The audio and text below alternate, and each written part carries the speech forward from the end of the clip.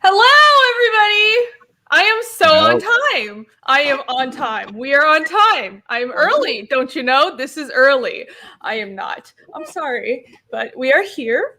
It's going to be an epic stream, or I hope so. I think so, because we have some pretty epic reveals. So I hope to make your wait worth it. I'm here today with Dan Plegel, BoobDan. Yes. 1/3 of the Goblin Girl team, friends. That's me. There we go. There's Dan. I was like, what happened to Dan? What did you do to Dan? He's like, yes, it is I. Yes. I have no humor. It is me. That's what happens when you cut Dan's rambling short before starting the stream. I'm sorry. We were chatting for like 10 minutes. And I was like, I really have to start. It's like, I was trying to tell you all the stuff. Oh, did you need to tell me more? Let's end this. I have more stuff to tell you, but we can just wait till later. Yeah, I mean, we can chat forever after the show. Yeah, but I was just sorry. I thought you were kind of done. I'm done. I'm the worst. I can be done. Yeah, I'm terrible, guys. Well, I am well known for cutting people off, and it's terrible. You can just tell me I'm terrible, and I'll accept it because I am. Okay. It's a bad habit. Yeah. Okay. And you can do that. Chat, we're just here to tell me how terrible I am. Chat, tell me. And I'm here with AC and Nick Zamudio, part of my FIENDISH team. You're terrible. Aww. Well, damn. Guess you're all gonna have to deal with it.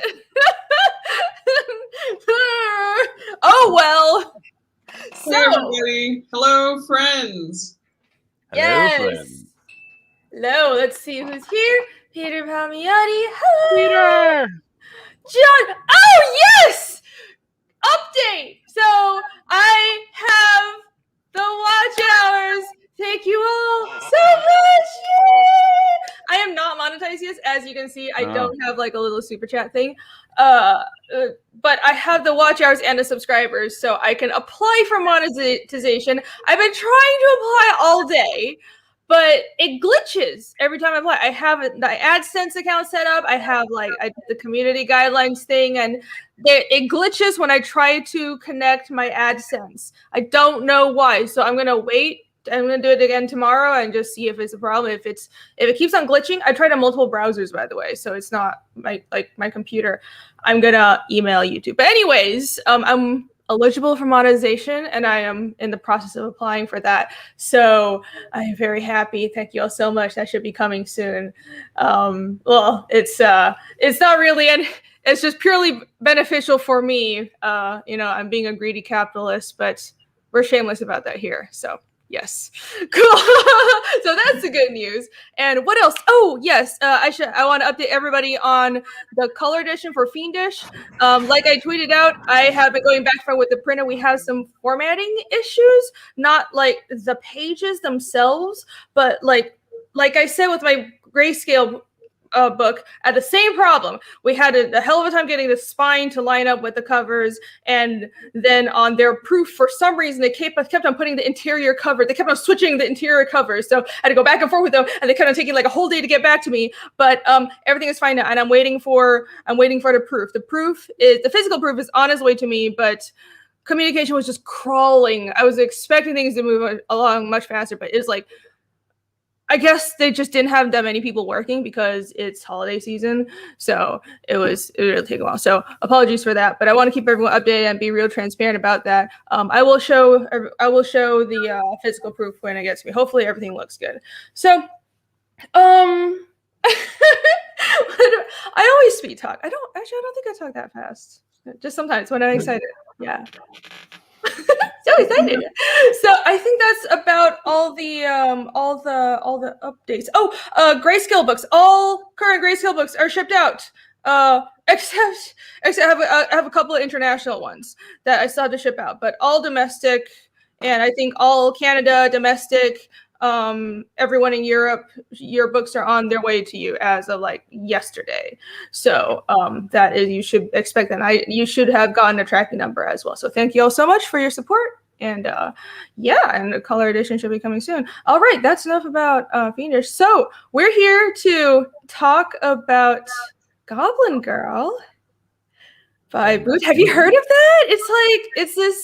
It's this fun and voluptuous indie comic I just came across. It's just been kind of floating across my feed for a while. Have you heard of it, Dan? I have heard of it. I've also heard of another book called Fiendish, which came across my feed, and I was like, this book is amazing. Oh, okay. I don't know what that is. It sounds weird. Fiendish? Who calls their book fiendish? I don't know. Sounds like the devil! You mentioned Goblin Girl for Your the name. stream. I know! Oh, I'm here to talk about Goblin Girl. Dan's like, no, let's talk about your book. That everyone knows about because this is my channel. Dan, we could talk about both of them together. Yeah, we should. Yeah. How can we make that happen? Well, we could do it because we started talking like a while ago about doing a conjoined project that's Fiendish Goblin Girl book. That we may have some promo art. We might of said project. Dan has done we've been talking about doing a crossover, and it's going to be a whole ash can, like a whole book, and two of them, and it's going to be our characters combined doing an adventure together. And Dan immediately did like 20 covers for it, and I'm like, meanwhile, I've done one, so I have one single cover that I will shamefully show, but Dan will be just like blasting everybody with art all of today. He is the star of the show today, just to be clear. I am not that fast. Look at that. Let me just full screen. No, let me full screen you. Oh, you want to see You're this? just flashing it really fast. I know. Yeah, collaboration. That's right. There's some character designs. Is way too fast. Yeah, I just thought we were talking about it, and I thought it would be fun, so I came up with a quick story idea, and so I'm already well on the way. I've got I could show this. It's page 1. Ooh. So far, it's kind of hard to tell. It's light pencils. Yeah. I can see goblin boobs, and so that's the center of attention. She's like in a cave. What is happening in the first panel? Okay, the first panel is it's basically a rubble of a castle with a tree growing out of it. Actually, it's over here with a tree growing out of it, and then Goblin Girl's down here, and she starts hearing something, and she follows the sound into this cave, and down in the cave, which is like completely collapsed inside, there's a crystal that is MacGuffin reaching out to her from in there, as it were. So that is how this begins. And, so she's gonna get transported into another place where she's gonna run into Ragna. That's so fun. Well, don't spoil all of it. Yeah. Yeah. All right. He's done like tons of pieces of this already. So, but anyway, I did this as kind of like to see kind of what it would look like if the two of them were throwing down together. So this is the this is it here. That is awesome. So I think we were talking before the show, and it seems like we ourselves have a little confused over exactly how this project is going to go. This is available with your current campaign, right? Or the first part of it? This is not yet available in my campaign. I was debating about adding it on with the second 30 days. Right. So that would put a lot of pressure, because that would be like, this has to happen now. Yeah. So the plan that I was thinking about doing was I was going to do a 2-part thing that one part would be on one of our campaigns. Let's just say it was on mine. Say the next 30 days we pull the trigger, we put it on this campaign for the next 30 days. It would be, that version would be on there. We would have your cover on that version, and I would be doing, I guess I'm doing all the interiors on it. You might, if you decide want to do more pinups or whatever you want to do, you can. But to save time, because I guess I'm faster. And that it was my fiendish idea to combine the two, because I thought it would be fun to draw your character together with mine. I was just gonna do a story, and then we would cut it in half, so you get one half of the story on one of my campaigns, and then on a future fiendish campaign, we would have the second half, which would have a cover by me, and you'd have the second half of the story. Or it could be flip flop, vice versa. It might be on yours first and on mine second. But it's frankly, it's up to you because you're doing the interiors. Yeah. So everyone, currently the plan is we will have the first part of the story in, hopefully with so by the way, here's Goblin Girl, links in the description. Everyone go back it right now. This is tomorrow is going to be the end of the first 30 days. So we only have 30 more days for the for the live campaign, and hopefully we'll have the ash can available. It'll be added on during the next 30 days, but if not, then that will be released with Fiendish Chapter 2, which is coming next year. And then you'll get the second half on my campaign. Yeah, so either way, it'll be either like it'll be like one is Dan's campaign, one is my campaign. So that's what's happening. And I can't guarantee I'm going to keep it down to a small 20-page, 22-page book, but I will try to keep them reasonable. But it depends on how far the story goes, because it's currently like snowballing ideas that I have for it, because I just figured out the whole sort of thing today, and I think I can fit it in a reasonable amount, so it doesn't have to be 100 pages or something crazy, which I doubt it would be that. But let's just let's try and be conservative. You'll get enough of something you'll really enjoy, I think. But if I can, I was talking to Billy earlier today, before he went away for Thanksgiving with his family, because we're just touching base, because he's going to be gone for a couple days. And we kind of decided that, like, any books I do in the future, as far as like the entire work on the book, I want to have it done. Like, I want the book ready to go to print the day I pull the trigger to launch a campaign from now on.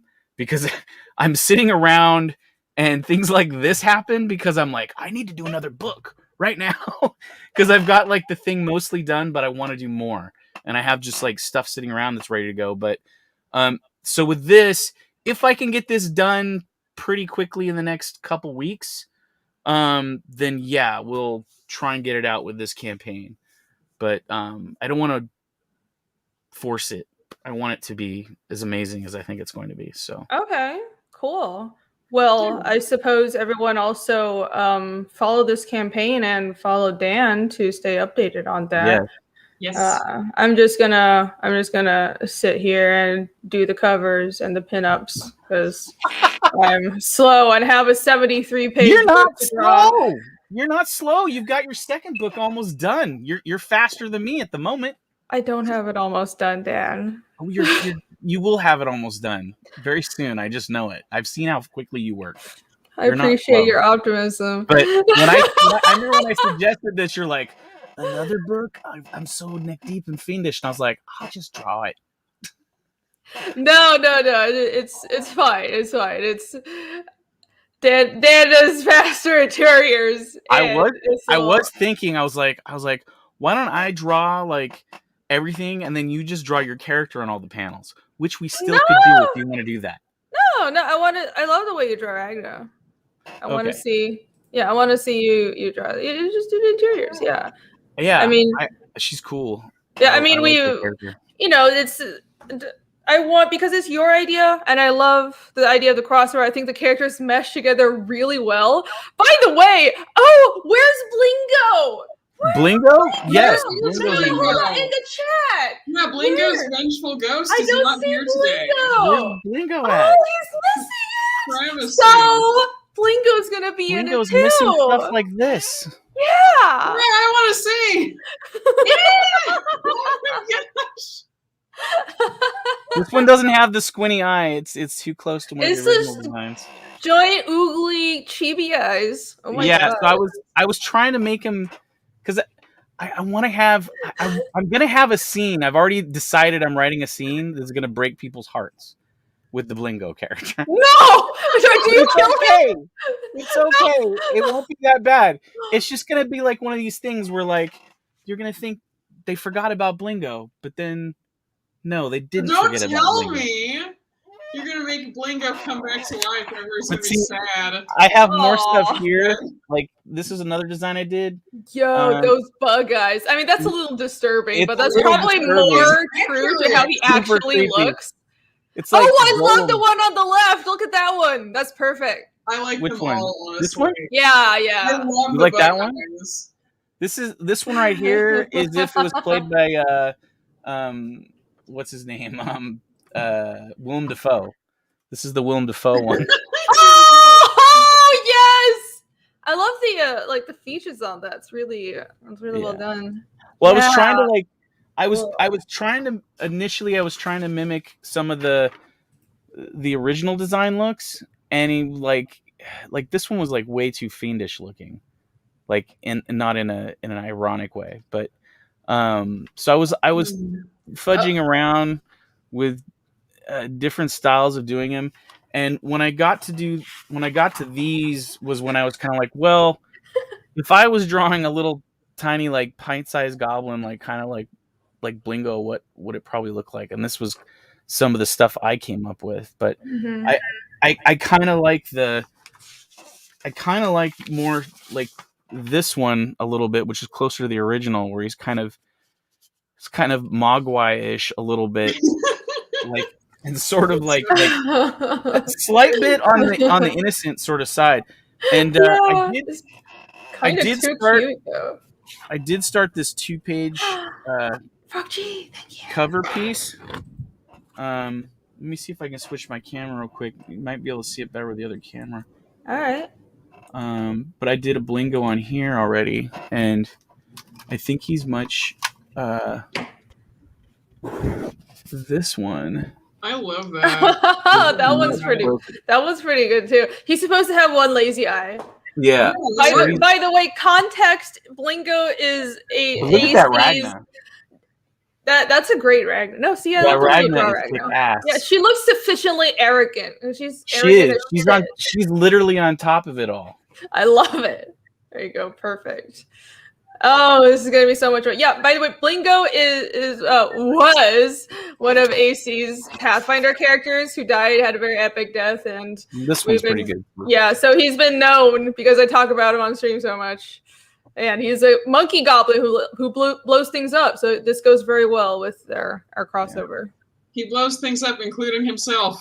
And my Yeah. character. That was And your pleasant. character. That was great. Thank you.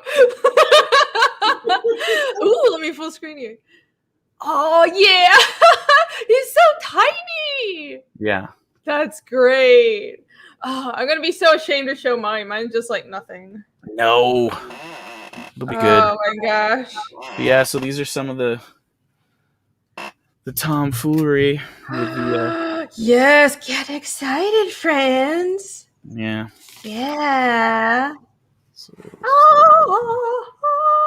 I love those. Those are all little bit great. of You're everything seeing there. so much extra art. God. Yeah, every time I Well, there's stream with gonna be Dan, he more. says, "Look at all this shit I did in There's- like a week." There's stuff that I wasn't even showing that's in here. Let's see. I have some background concepts. I got this. This was just like an idea, but I wasn't really happy with it. Huh? It was Blingo I like a that concept. Goblin Girl face. There. Yeah, The Blingo thing- looks way too cute. It's Moe yeah. Adams. This one, oh yeah, this is like Johnny Depp Blingo down here. What is going Yeah, look at him. It's like You can't, yeah, That's yeah, a it's little definitely like the disturbing. Frodo version. you can't have him look cuter than the girls. Yeah. Yep. Well, and the other thing is like the balance of this I didn't like because like to me like Ragna and her need to be sort of in this type of composition similar scale to a certain degree. At least their heads like need to be like kind of amorphous somehow. I don't know. I think I thought Ragna was taller, so I think that kind of made up for it. Yeah, well, that's true. I would still have her up high like that, but I would make her a little bigger because she's kind of the scale of her on this. I just feel like she's diminished, and it feels more like Goblin Girl's here. You know, like I don't know. I wanted to balance better, which is why I kind of went with the like how this one, the volume that they share on the page is similar. Uh-huh. You know, like they might not be the same height as each other because that's the Yeah. displacement. But if you look at how much real estate they take up, they're more equal here. Yeah. Which is what I was saying with that piece. Why it was like that one was a jettison to me, because everybody's like, "It looks great." Why you say that's a throwaway? And I'm like, "It's a throwaway because it's aesthetically, it's a little wonky. Like it's not a bad drawing. It's just it doesn't work for what I'm shooting for. Whereas this here is like is closer to something that I'd want, which is kind of like this is the cover basically. So it's the trilogy of the three of them. There's the logo. You've got the tower up here. You've got stuff going on in the background. Big crumbled castle and more over here. There's gonna be serpents and spiders and some other headless characters that aren't in there yet. Oh, headless character. Yes, there's lots of interesting things in this story now. Now that I took a old fairy tale story that I created, and I'm taking the widget aspect of it, the thing that makes the story churn, and I'm using it as the overlay for the overall sort of scenario that they're stuck in. Because I wanted the other thing I was trying to do with this is do something that was because we had talked about like, oh well, maybe we use these magic elements from my world and maybe these from yours. Mhm. And I was like sitting down and I was looking at your thing and I was like, I think we're gonna need to have a 5-hour phone conversation and just like explain to me how the magic works, because I was like, good No, God, it's like, really not that complicated, I swear. but it's so rich. It's so rich and full of information that I was just like, I need to know how this works to be able to use this. Like, she can't just hand me this manual to like a monkey and go, here, monkey, do this magic. I was like, Chad, that's not how I talk to Dan. that's not how you talk, but that's how I see myself when I'm looking at that Oh my document. God. I was going, this shit's thought out. I just grab some pants and hop in them, and then I just like go sliding down the hill. Like with a lot of this stuff. Yeah, we'll be up all night talking about the magic system and making this work. It'll be great. Yeah. Well, this is the thing. Is that kind of like the way I have this storyline now working? It's a negative sum sort of outcome thing of like it doesn't hurt the overall thing of mine, and it doesn't hurt the overall thing of yours. It's just kind of like it's literally like at some point somebody got a flat tire and the tire needed to be changed, and the flat tire didn't need to be part of the overall story. But at one point there was a flat tire, and if you wanted to see the story about the flat tire, this is our story about our amazing flat tire story. Dan, don't sell the ashtray you want people to buy as a flat tire. This is a second flat tire. So All this I'm is, saying, even though this is not totally essential to understanding either Goblin Girl or Fiendish, this will enrich your understanding of the world and give you new insights about characters in a new situation. So you definitely don't want to miss it. And isn't this so cool? Well, how many indie comics have done crossovers? You know you want this. There's been a few. Dan, that's what you say. None quite like No, this. like- This will be unique. Like seriously, like if you were like talking about flat tires, if you're like, This comic is about Goblin Girl and Ragna, and for some reason Blingo all needing to change a flat tire. I'm like, I would read that. Honestly, that would be pretty entertaining. That's what I'm saying. They're This just is gonna be a bad story. Like, this is gonna be epic. I'm telling you, what I've got in mind is gonna be pretty amazing. And I think the plot line of what's going on is gonna be like, I maybe toot my own horn, but like this story was like something like I was in filmmaking for a while. I was making independent film, and this was one of two stories I was thinking I was pitching around to like Netflix and some other people to do, and like several times came close, but there was like always an issue of like, well, we'll need to own this property outright, right? You won't have any rights to it, blah blah blah. And I was like, no, thank you. But it's a good story. Like I had some friends that worked at Weta, and I had told them about this story, and they were like, dude, if you don't make that as a film, like that, like you need to make that as a book or something. Like that is a great story. And I had a friend of mine who was like a makeup artist on the Mad Max movies, and he was like, if you make that into a film, independent, he's like, I don't care how small it is, call me, I will come do the effects makeup for it. Ooh. Like, so I know the plot idea is really good and it's interesting, and it's really out there, but it's like out there in a fun way that I think people will be like, oh, this is kind of a cool idea. Nice. So I like it. I like to hear it. And it's very dark and twisted, so that's also helpful. Yeah, I don't know what's going on because we're kind of just like, oh yeah, I was telling you before we went on, but you were like, no, just tell me later.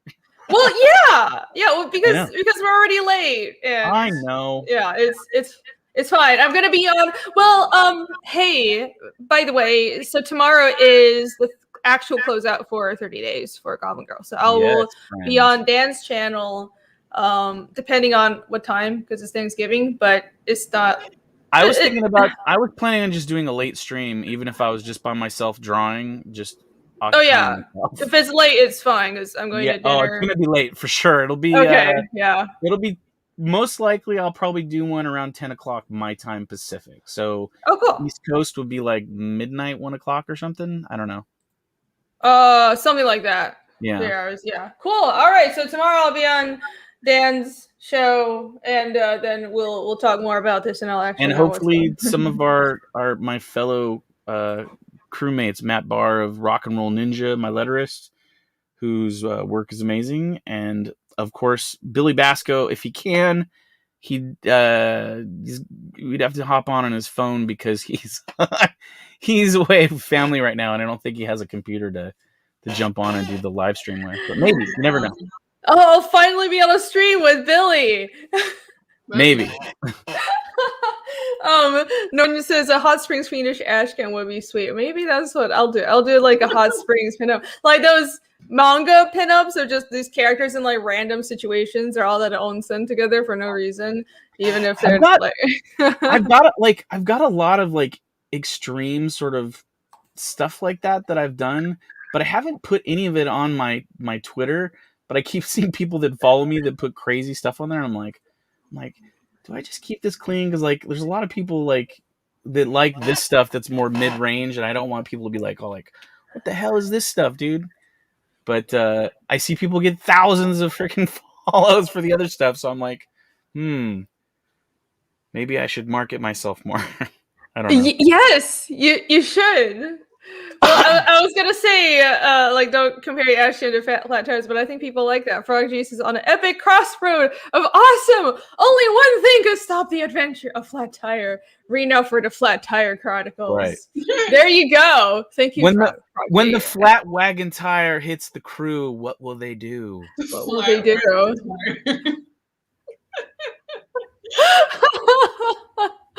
Oh gosh. Let's see. I'm waiting until he gets the manual on language. No, I'm not going to make Dan like walk him through the whole dictionary. I've already kind of thought about that because there is an element to this thing that will need to be deciphered because there's going to be weird stuff written on things. We're going to have a very long call, sir. Yeah. I was like, what the shit? Yeah, and I was like thinking about it too because Matt I don't know, because he's agreed to do Goblin Girl lettering, but I don't know if he's gonna have time to letter this because he's doing Rock and Roll Ninja and everything else. But I was like thinking about it. I was like, man, he'd like fucking hate me because I'm gonna put like weird ass runes all over everything. But yeah. Well, why? What's wrong with weird ass runes? There'll be a lot of them because based on what I've done to the plot line, it's gonna be interesting. Well, good. I Yeah. like that. I approve. So just tell him I approve. Like I even figured out what these things are that are back here, which is kind of interesting. Ooh. And they're not what one would think they are. So, Okay. Ooh, that'll be Yeah. cool. I can't wait. You're building suspense Everything- so much. yeah, everything is like gotten much richer since I went, let's take this cool idea that I'm probably not going to turn into a film because let's face it, like we only have so long to do so many different stories, and I've got so much stuff to tell that I don't know if I'm going to go off and do a little like fairy tale story thing on the side. I mean, I could, but I have a bunch of those, and I was thinking about like if Goblin Girl keeps getting well received and the campaign keeps going up, I could just roll more of those themes into the books. So, and there's like bigger ones I have that are they're not quite as like a short story like that particular one was. Yeah. Well, I mean, there's the benefit of being able to do a lot of pages quickly. Just pump out those story ideas. Yeah. It's true. Mm-hmm. Mm-hmm. Now let's scroll through some Goblin Girl pages. And everybody ignore. Forget my cover. We're never gonna talk about it. No, we need to talk about your cover. I want to see it. I saw it. So look at these awesome colors. I love it. Irene, are you not gonna show it? I'm not gonna show it. Okay, fine. I think we just. Hold on. How do I? Let me just see. Okay, fine. Hold on. Let me.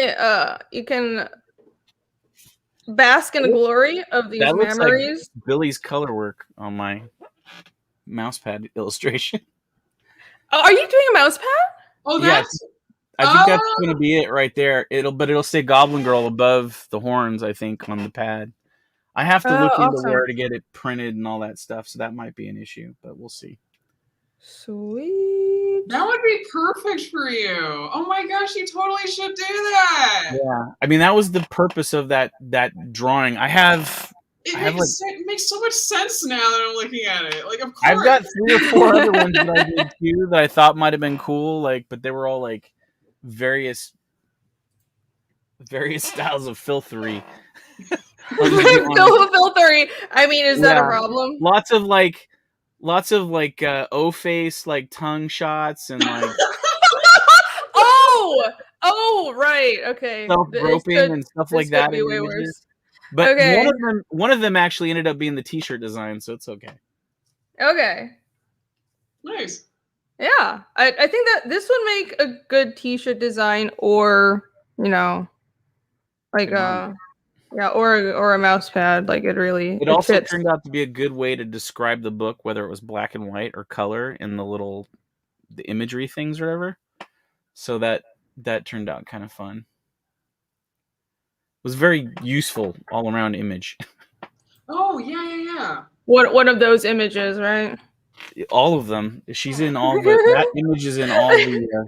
I love it. Look, and then you have the half and half one over here. Yeah, the half and half. It's pretty iconic. You can make it into like jewelry and shit.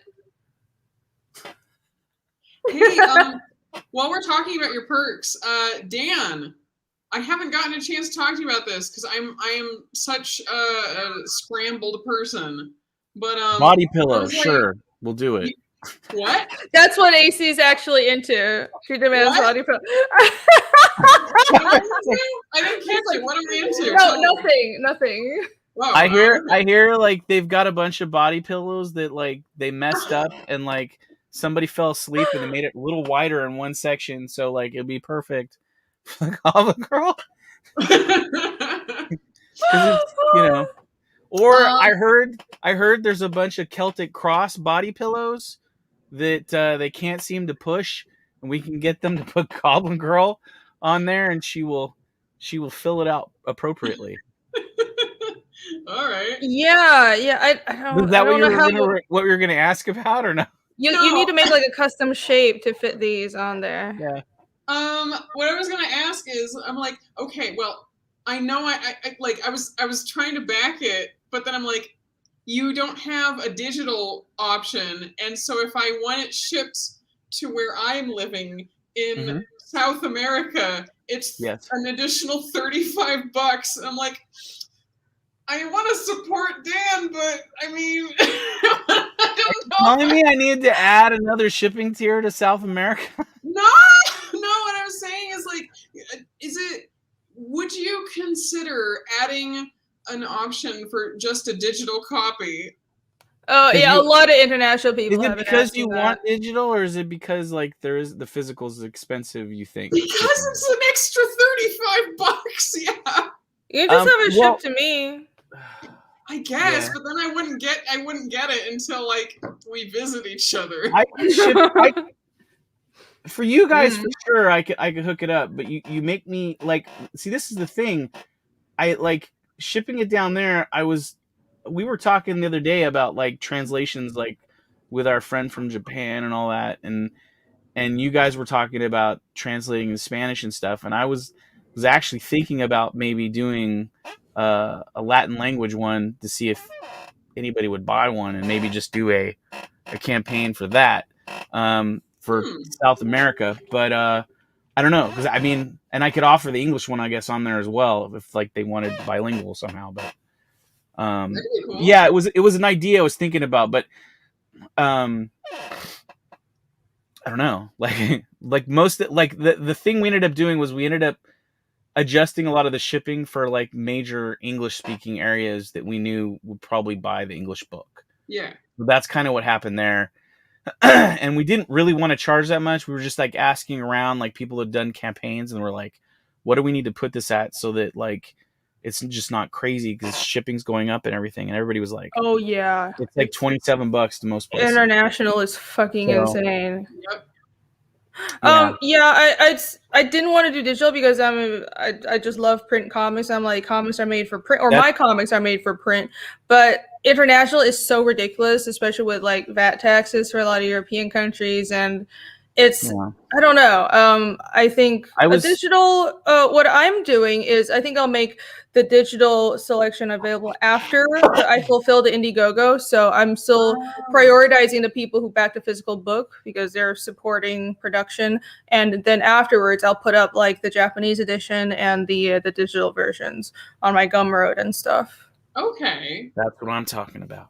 Okay, yeah, that would work then. Yeah. So that's kind of what I was thinking is that would be hold on. Oh. All right, I'll just show the inks. Here you go. I was trying to save out the JPEGs, so pardon me. Took me a second there. I actually thought that you had a digital version available, but I guess I'm really not very knowledgeable about how these crowdfunding campaigns are meant to work in the first place. My campaign? You thought I had one available? Oh, yeah, I thought so. Oh. No, I don't have it. I don't. Let's see. Open new tab. How do I do this? I don't know. Does this work? There we go. Okay. I'm trying to open it. Oh my gosh! Holy cow, that's awesome. I'm glad you think so. I need to do like you did such cool backgrounds and monsters. I need to do like monsters coming, like tentacles coming out of the background and all that stuff. Yeah, I literally inked this whole thing today, like just this afternoon. So I'm gonna add more. Fans, they're like, we like it, you know, that she looks like a real woman. She doesn't look like a freak like Goblin Girl. I apologize to those people for your Ragnar looking amazing. Wait, what? They're like that is like that outfit looks. The way you drew her on there is nice. Yeah. Yeah, I was searching for the right angle. It took me like, I was like, I know I want all three of them, but I want to be dynamic. And I was like, okay, I'm going to do an upshot. And then Ragnar looks really good in upshots. And I'm like, and the way you do Goblin Girl, I have to say, there's a Japanese artist that I love that does pop posters, and it's like in that quality style like that I like, and I'm like, yeah, that is cool. Cool, awesome. I was Yeah. like, is she gonna like it? And she looks super anime, but that's just I know, I love it. I love it. I love the horns. I like Like- everything about that aesthetically. It looks cool. Oh, I'm glad. I'm really glad. Like I'm like that could be a sticker. That's so cool. Yay! Well, I yeah. try to keep her proportions the way you drew Yeah. her because I really like that, Awesome. and I always thought that she was like, I don't know, goblins are supposed to be kind of small, so I thought she was shorter than Ragnar, so she's kind of small here. She's shorter. Yeah. I did that comparison shot. It was like weird. I was like, part of it was I drew mostly Ragnar on the page initially just to kind of draw her, and then like Goblin Girl was like an afterthought. I was like, oh, I should have them standing back to back, looking like kind of smirky at each other. And then when I was fitting Goblin Girl in there, I was like, yeah, like if I draw her at the appropriate size, her boobs might be going off the page. And so like I started fudging with the figure. I think I redrew her about 4 times on there. And she ended up being a little taller. And then in my head, I was like, well, Ragnar's got high heels on. And Goblin Girl's kind of got high heels on. So she's still kind of short, even if she took the boots off. I was like, but they're, it's just a concept sketch. It's just a concept. It's Yeah. fine. But It's yeah, fine. that looks great. Cool. I'm glad. The face is awesome. I'm glad. I'm gonna add monsters and tentacles in the background, and this is still a work in progress. But there you go. Yeah. Look at that Yeah. knife on the blingo. It's like crazy. Oh yeah, I'm pretty proud of that blingo. And I was making blingo too sexy. Look at that dude. No, he's supposed to be like ugly as shit. He's suave as fuck. You can be both. I mean, Yeah. Yeah, some people are into that. Yes. That's definitely the Willem Dafoe version that I did. Oh yeah. That's like It's like, Willem Dafoe do you would hop figure out. fast like a bunny? Oh yeah, perfect. I like that version though. Underboob is underrated. Alex BRB says. Thank you, Grace Fisk. Yay! There we go. Says I like that the rendering is slowed down when going over the boobs on the ladies. There's like, oh, I haven't added the blood splatter. Yeah, there's gonna be blood splatter over everything, especially Goblin Girl. That you can see the pencils. What that is that what that kind of like bluish marking is? That kind of I saved that with my pencils. Still Blood underneath. splatter. Other. You need to make it like contour with the form. It will. It'll be very drippy and contoured. Sweaty. Yeah. It will. Yes. Then there will be tentacles and boobs. Nice. Thank you. So yep, there you go. That is my contribution, and I'll keep on working on it. Thank you. Yay! Back to Goblin Girl. Dun, More dun, dun, Billy dun, stuff. dun, dun, dun, dun, dun. Yeah, let's go back and look at Billy. Why did we lose a couple of viewers once I pulled mine out? Oh geez, thanks guys. What? What the hell? It's fine. That's not even possible. I don't draw my boobs as big as BoobDan. That's why. I think. Yeah. There you go. Come back, everybody. What we should do with this book, and it's not too late. I think I draw Ragna in all the pages. You draw Goblin Girl on all the pages, and then AT can draw Blingo on all the pages, and then there we go. That's way too complicated. We could do a pin-up like that. We just I think internationally ship the original pages around the world. Oh, so this comic is going to be done around 2030, everyone? Yeah. There's going to be 5 million drawings that we've done of all of the characters. And the comic is still not done. Probably. So, we haven't talked about the story of Goblin Girl. You want to tell everybody what it's about? Goblin The Girl. story. It's a What's that? it's a dark fantasy adventure about a girl who's taking her dad's car out for a ride. She gets a flat tire with her friends and decides she needs a mage and a small other goblin on the side to come help fix the tire so they can get on the rest of their travel in their ride. Cool. Well, I haven't seen a lot of dark fantasy like that, but I think this could be something new. I feel like you're breaking new barriers, and you gotta break those dark fantasy tropes of like battles It's a dark, and wicked fantasy adventure, friend. yeah, and like About a magic girl stuff who's happening. cursed from birth to be hidden away from the world. And then one day it's prophesied that she will kill all the goblins off. So they send Rathul, her protector, down to execute her and make sure this does not happen. But he has a change of heart and decides to set her free instead. And thus setting forward the mighty curse that is to end these goblins and their kingdom, and to bring magic back to the world that has been choked off for many a years. But along with it comes a dark, malevolent force as well. And there's the book. Ooh. Nice. I like That's it. all I can tell you for now. So as far as I know, The they first chain book is her a up. setup. Right. They chain her up as as a baby, because they're like, oh, she's prophesized. When she grows up, the guy behind her, like the hunchback guy, that's her protector, right? Who ends up setting her free. So they go and just like end up killing all the other goblins, and then cool stuff ensues, and that's all. Chaos, That's all I can say. I have seen those chaos, pages. These mayhem, awesome pages. magic and mischief. Yeah. Awesome. All right. As well as a bunch of other characters which aren't shown in the campaign just yet. That's fine. That will be part of her merry band. We get introduced to all the sort of the main players in this first book.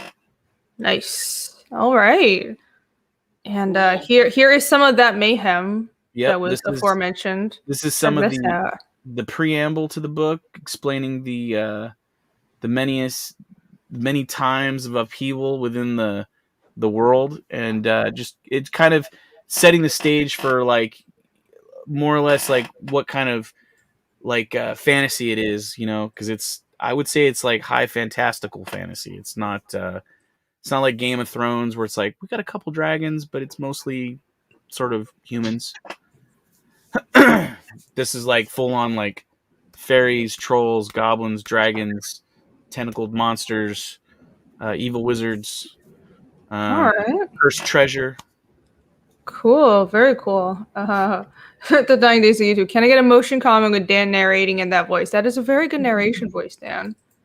Hello, Mike Green. What's up? Thanks for joining, everyone.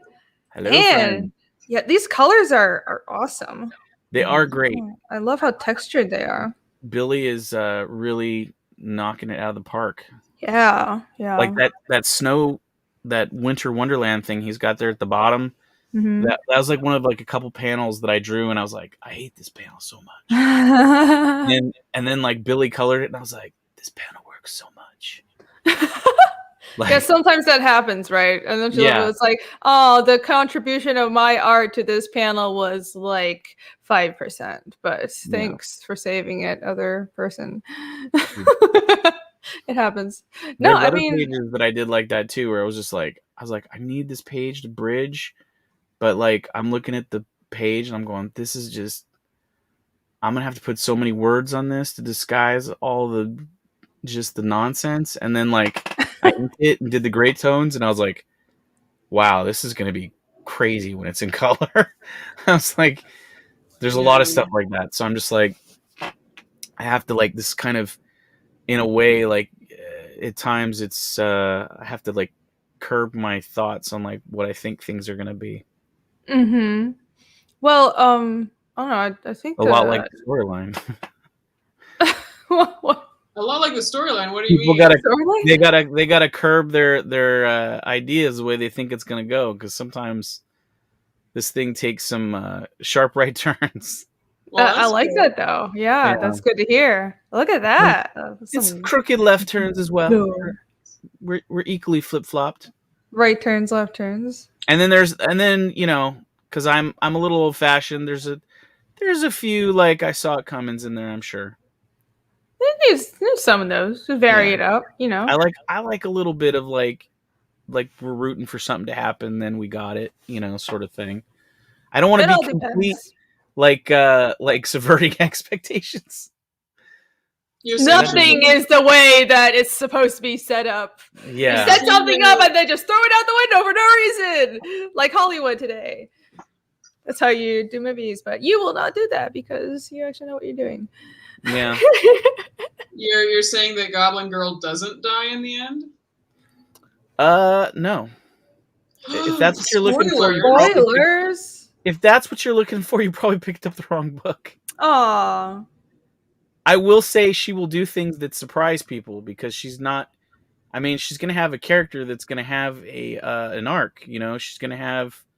There's going to be growth to the character. It's not just a, you know, for a little bit. It's going to be. She's going to be pretty, what you would expect. But I mean, she's going to change as she goes along. There was like a really dark plotline thing I wanted to do for the second book that I told Matt Yackey about like a long time ago, and Matt's like, "Oh my god, you got to do that." And I'm like, lately I've been doing this, and I'm kind of going, I don't know if the audience is gonna be down for that because it's really dark. It's darker than I've seen anything I've ever seen anybody do with a main character in any sort of media of any kind, and then go like, "Yeah, you still love this guy, right?" or this person. It's I like, don't know. I feel like you should do it as long as it makes sense. It makes sense, but it is heinously dark and cruel. It's like it's awful, and it is literally like a huge, like, I would say there's like a 40-page setup for just this one gag, and it's Oh boy, it's brutal. I gotta ask, Dan. We must have talked about this before. Have you played tabletop roleplay games like D&D? Yes. What alignment is Goblin Girl? Ooh. You might have to explain to me that because I don't know if I know. Oh, it's been a while. Like it's been a long while since I played like legit. Like is good neutral. It's like 9. It's like a chart of 9 options. So it's like good, is she good, neutral, evil, and chaotic, neutral, and lawful. I would say she's probably chaotic neutral because she doesn't come from a. Her nature is that of a feral creature in the beginning of this book. So she's nurtured to be what she is, but there is an aspect of her that is animalistic that's within her nature to do certain things, like like a fish swims in the water, a dog runs on land, like there's a little bit of that to her behavior, the way she interacts with things. But there is a little bit of her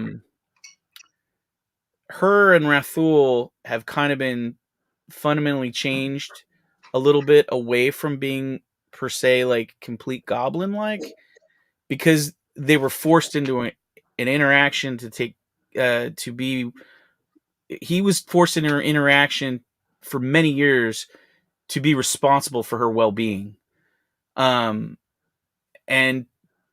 because of that, she also receives sort of care from him. So most goblins are raised in a way of like how turtles are raised or something, like they hatch the clutch is born and it crawls out, and like if they crawl over the other ones, and if they make it to the ocean, they live. If not, they die. And the goblins are kind of the same way. They might even eat each other, on the way. So there is a little bit of that makes her and him different than the other ones, like because of that thing. And I think also that also kind of, in a way, maybe even like stretched their brains a little bit, like made them a next generation, as it were, evolution of their line in a way, because when they go out there, they're also going to interact with people and circumstances in different ways, because of a little bit of that thought process, because other characters can be like, like like X, this happens because of this. Like, don't you see that? And like, it's just like so-and-so, you wouldn't want him to be, there's going to be some of that going on, and they're going to be like going, oh, like, okay, like that makes sense, I guess, like I get that, so there's that's where there's going to be change in these characters a little bit. They're going to grow. So that's what I don't know. That's probably a long answer to the. No, I like it. Yeah. No, I like it. We had a couple of people guess in the chat, chaotic neutral. That's great. It's like I see a lot of GMs and a lot of D&D and Pathfinder groups actually they hate chaotic neutral for some reason. I'm like, because it's fun. Yeah. And it's some Which is people a lot of play it fun. just as an excuse to be an asshole, but no, that's not chaotic neutral is just that's not an understanding of the alignment. Anyways, I like it. I think it's fitting. I'll just say, like, one of the gross things. One thing about them is like elves to them are like pizza and like Burger King to people that love Burger King. So you know what I mean? That's like fun. Like when they see elves, they're like, "Oh man, we're getting lobster tonight. This is amazing. Go get the butter." You know, like that's kind of how they look at things. At least in the beginning here, like there's some like grisly stuff that happens in the second book because of how does Goblin Girl like elf? She was raised on it. She was raised on elves and druids, basically. I like that. That's morally ambiguous. Yeah. So I like that. That's pretty dark. Yeah, there's some stuff interesting in the second book that's pretty gross. I like that kind of stuff. Does not top the thing that I was planning on doing, which I'll tell you guys off screen, and you can tell me if I should still do it or not. Yeah, I mean, you should probably not ask me because I'm gonna be like, go ahead. It's shocking. I just worry because I know there's some people that read this stuff, and I think I don't know, like I don't necessarily want to like protect my readers, but at the same time, I don't want to be like yeah, this horrible this horrible thing just happened. You gotta love this character still, right? Like, I worry for that. Like, it's not wholly necessary to do it. That's the other thing. So it's just kind of like, it was just this really dark gag that I was just like, wouldn't this be amazing? And Matt was like, that would be such a great setup. And he's like, and people would be mortified. And I want to hear it, and I'll let you know, because I think as long as it makes sense for the character, and it's like, because you see there are a lot of characters who've done horrible things. It's like the Jaime Lannister situation. Look at all the horrible shit he's done, but he develops, and you still find Jaime hasn't done anything bad. He merely pushed kid out a window. I'm using it as an example. This is like slightly unrecoverable. Like this is. If you're the way you're describing it makes it sound like a surprise that it's like that awful. Bad. And it messes up. If you don't set up your character to be that evil in the first place, then the joke might fall flat with your readers who are like, "Oh, wait, what? No." It doesn't fall flat, and it like, man, it's like, it's so difficult. If it's a joke, then maybe not. But if the character has a reason, it's funny. It's funny in the delivery of how they respond about it. But like as an audience, we're not like. Well, there's some people who are gonna have a really sick sense of humor. Like that is hilarious. But a lot of people are gonna be like, "Oh my god!" Like I don't know about that. And there's characters that are within their band that will never be okay with them again after this. Like if they do this, like they will have to kill each other like at some point because what they do is so bad. So that's quite an investment for a gag. Yeah, I was gonna say if it is like essential for character development, because I think a better example would be, I don't know if you've read Fire Punch, but in Fire Punch, this guy, because in her pursuit of his revenge, he kills, like, he sets fire to, whole cities and kills like thousands, if not millions of people. This is similar kind of by accident, kind of mostly by negligence though. But it's like you kind of are horrified, but also like you understand why he is just so blind with rage he did it. Right. I get that, but that's forgivable. Like even what like it? the thing that like at the end of Game of Thrones, the thing a lot of people are pissed off about is like, questionable morality, the stream. They killed all these people. Like what she did was laughable at the end of Game of Thrones compared to what they do. Like they do some, to use a shared word, they do something very fiendish. Wow. I don't know. I don't think I don't have anything that dark. But anyways, it's dark. That's why I say like I'm kind of like on the fence about it. I don't know if it's necessary, and it depends on the reasons and the payoff. We'll talk about it later. I mean, it's literally just necessary because it would just be crazy, and people would be like, "What? Why? Brian's in the house. What's up? Hello, King of the Scripts." I'm not gonna read that, but because YouTube probably won't like me. I mean, probably Dan's making it sound like it's worse than that. I'm gonna say it's a little worse than that. Damn. In some way. Damn. I can think of things to do in a fantasy setting that are worse than that, though. Honestly. Yeah. I will say this: there's no sexuality to it, so it's not anything weird like that. Well, lame. Then don't do it. It's literally an act of violence, but it's bad. Yeah. Woo! Well, but maybe just I just know that Matt is very dark in humor, and Matt was even going, "Whoa!" So right. I know I have a pretty good read that like I know people will be bothered by it. I think. Yeah, I know that feeling. I don't know. I generally err towards like as long as it makes sense for the story, and it makes sense for the characters. That it's not going to fuck up your story going forward because you said I will literally have to make like the other characters have to kill them. That would fuck up your story down the line, right? So that's what I'm saying. Like this is my other thought.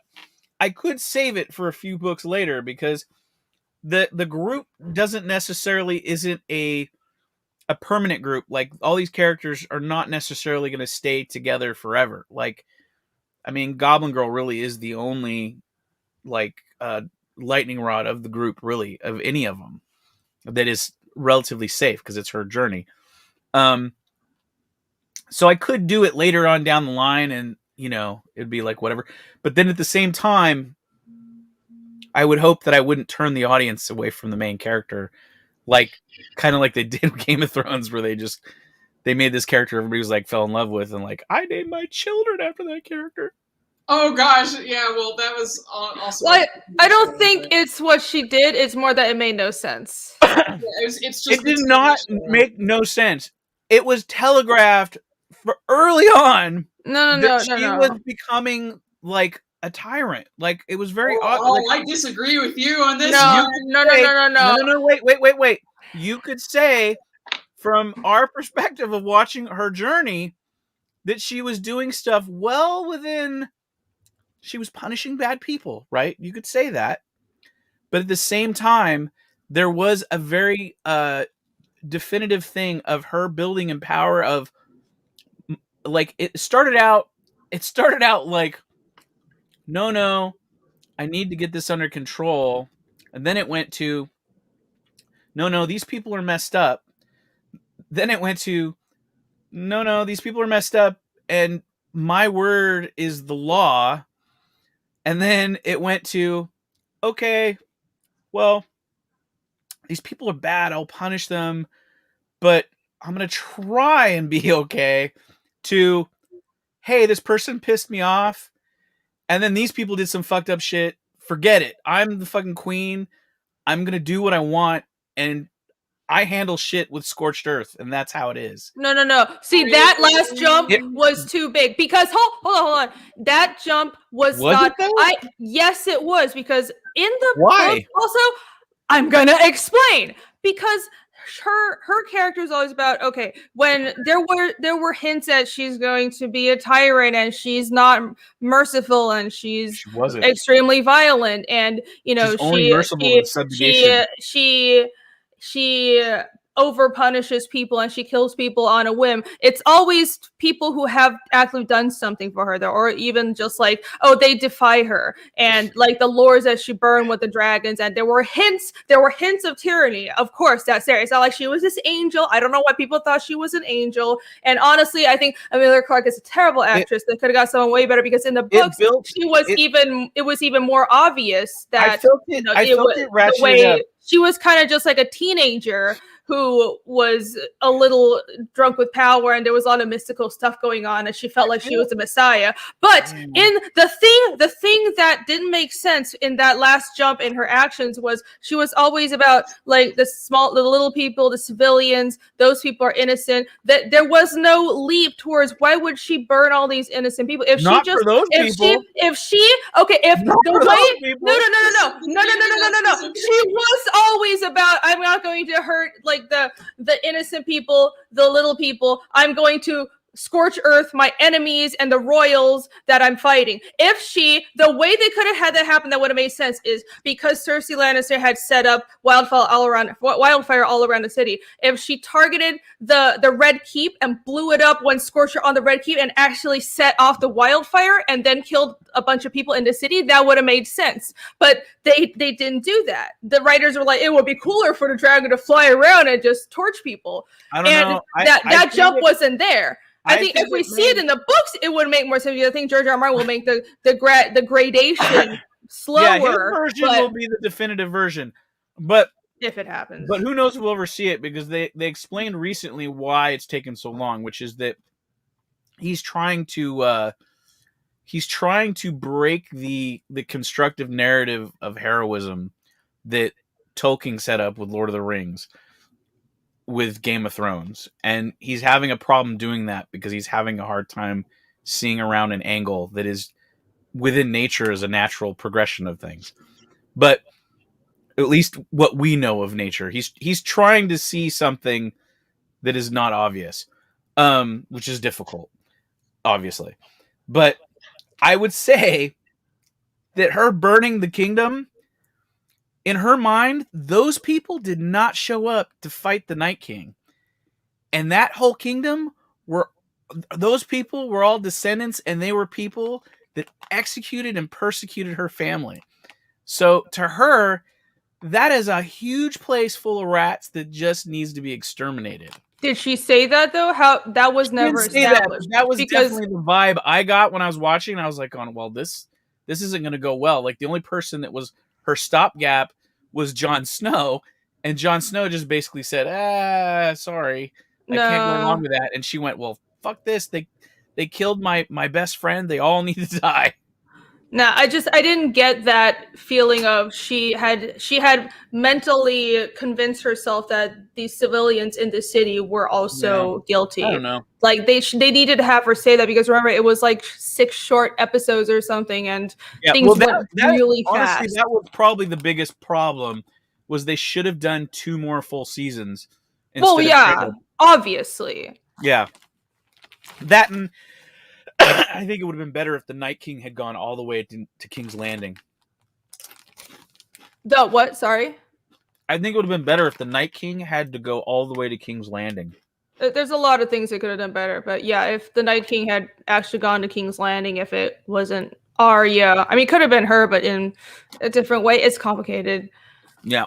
I still don't think it's Arya. I tried to justify that like 10 million different ways, but it just doesn't work. I'm fine with Jaime going back on his character development, but yeah, I'm fine with that. I'm like, I could totally see this happening. I just feel like it was rushed. A lot of things were super rushed, and I'm not saying that Daenerys' development is unbelievable. I just think it's rushed, and it didn't tell me enough in like right before it happened.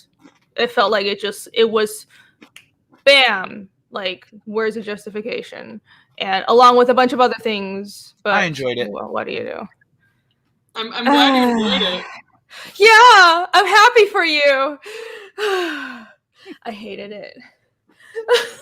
This collab is ruined. It just breaks. It's ruined, everyone.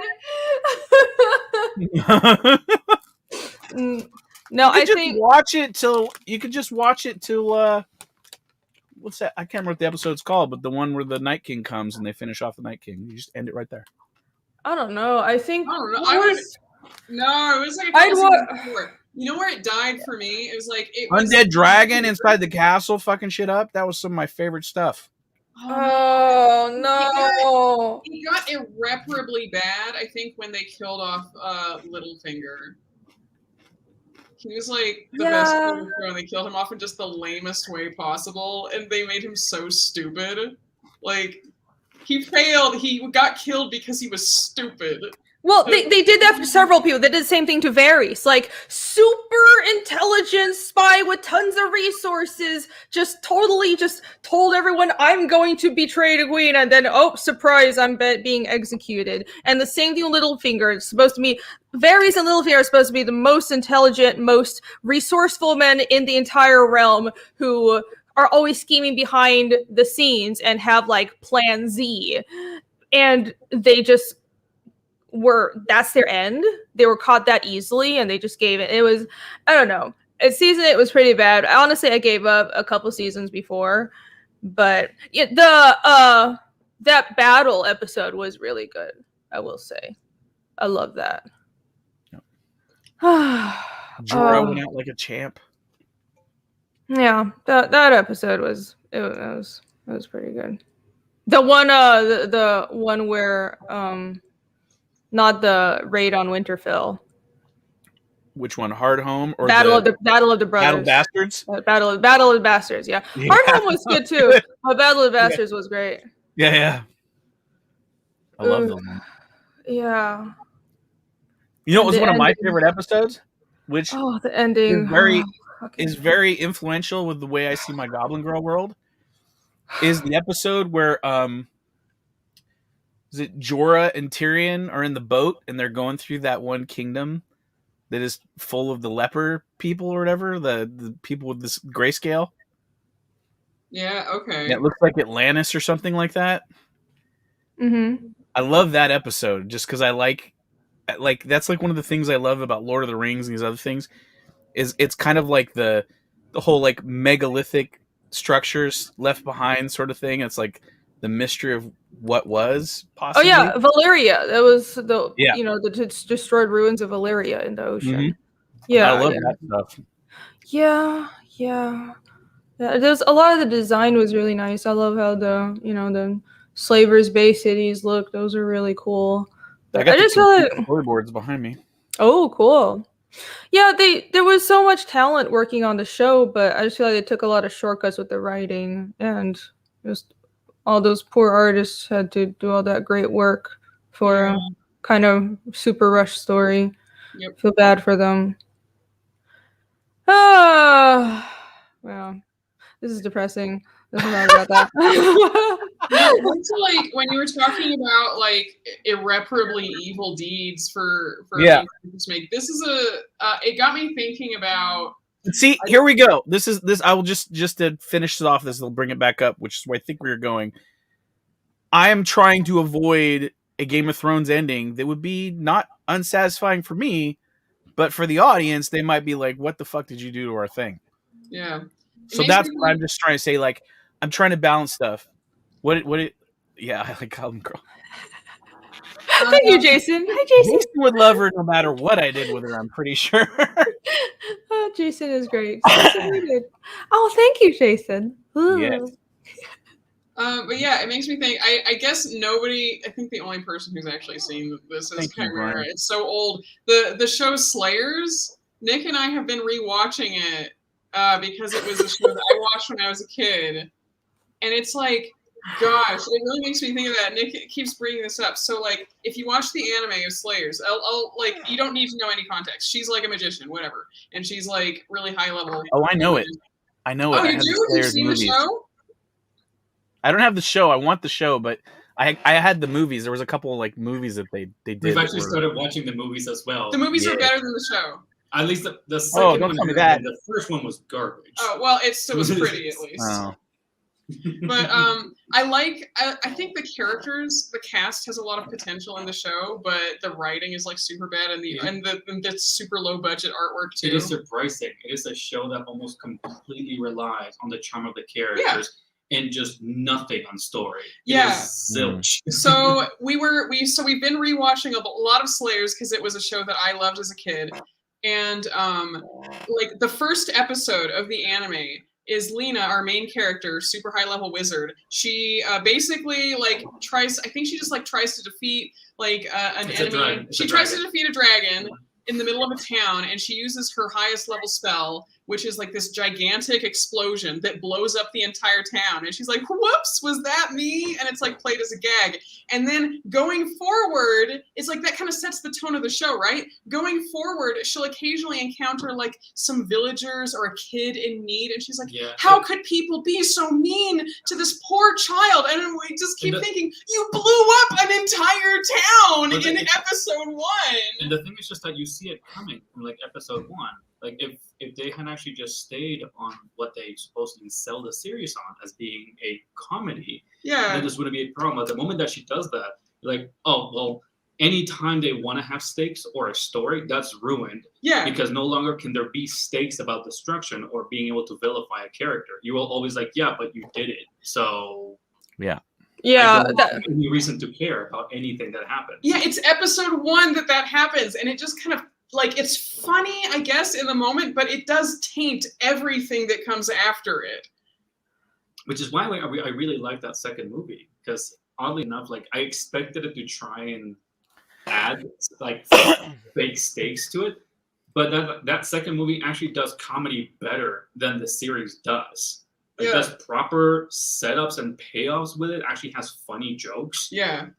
It has stakes. Yeah, it follows through on things. It builds up and pays off. And I thought that this was even funnier than that. It actually calls out the show for making those mistakes.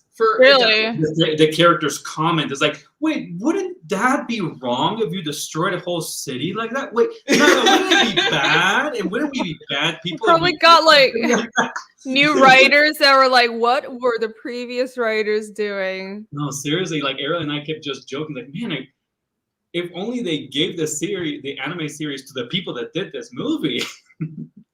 Yeah, I don't know. I see that happen a lot of anime though. It's like they have to throw in some like, ooh, jokey, silly humor because it's for kids, and it's like casually have characters beat other characters over the head with like a giant wrench, and that's just funny, haha. But then the next page, it's like somber and wow, deep philosophical questions. I never liked that. I was like, I feel like. I'm not saying you can't have humor in a series, but it's like it's inconsistent. It's like you have this slapstick kitties, silly humor right next to really dark stuff. It's a little jarring to me. Wait, were you talking about like having one kind of tone next to the other, or are you talking about even including scenes like that? Because I'm talking about the tone. I'm talking about tonal inconsistencies. Mm-hmm. I feel like a lot of anime and manga, it seems a little forced to me. Like they have to put in kind of slapsticky humor because that makes little kids laugh. Well, then what do you think about Demon Slayer? Because I felt that was all over the place. I only watched like 3 episodes. For the sword moves. The popular show right now. Yeah, that where they fight Michael Jackson as the big bad. Michael Jackson is the villain. What? Yeah. Yeah, smooth criminal Michael Jackson is the villain. It's so true. He looks just like him. Nick and I watched a few episodes of it and we're like, eh. I mean, we watched the whole we watched the whole first season. It's not a few episodes. Wow. Yeah, I only watched a couple, so I haven't. I only saw the movie that was in the theaters recently, and I was like, whoa, tonally, this is crazy. It's like all over the place. Yeah, that kind of bothers me. I was more talking about FMA though because I love the manga and the anime is pretty good too. But then they kind of have those like scenes. I'm just like, oh, it's so jarring. I don't know if it's just because I'm not like 11 years old anymore, but I hate it. I just want to cut all of those scenes out, and then it would be fine. Like. It's like I think it's those moments where it evolves into like chibi humor. It's like it's very jarring. But, like, you can tell that it's like. I think that sometimes you kind of have to feel like a bit forgiving and almost it's kind of like it's kind of like how a lot of like Marvel or DC fans would like, or like Star Wars and stuff like that, will say it's like, yeah, but this is not canon in the fandom. I feel like whenever I'm watching FMA, it's like, okay, yeah, but this is not canon. This is actually where an ad should be for me, and which just never existed. And it's just like a huge weakness of particular writers are just trying to integrate comedy. And like, it kind of makes me think of, right? Like someone's editor probably told them, like, inject a random chibi thing so that it's funny, and also we can now make very simplified merchandise. You might be right about that. You might be right.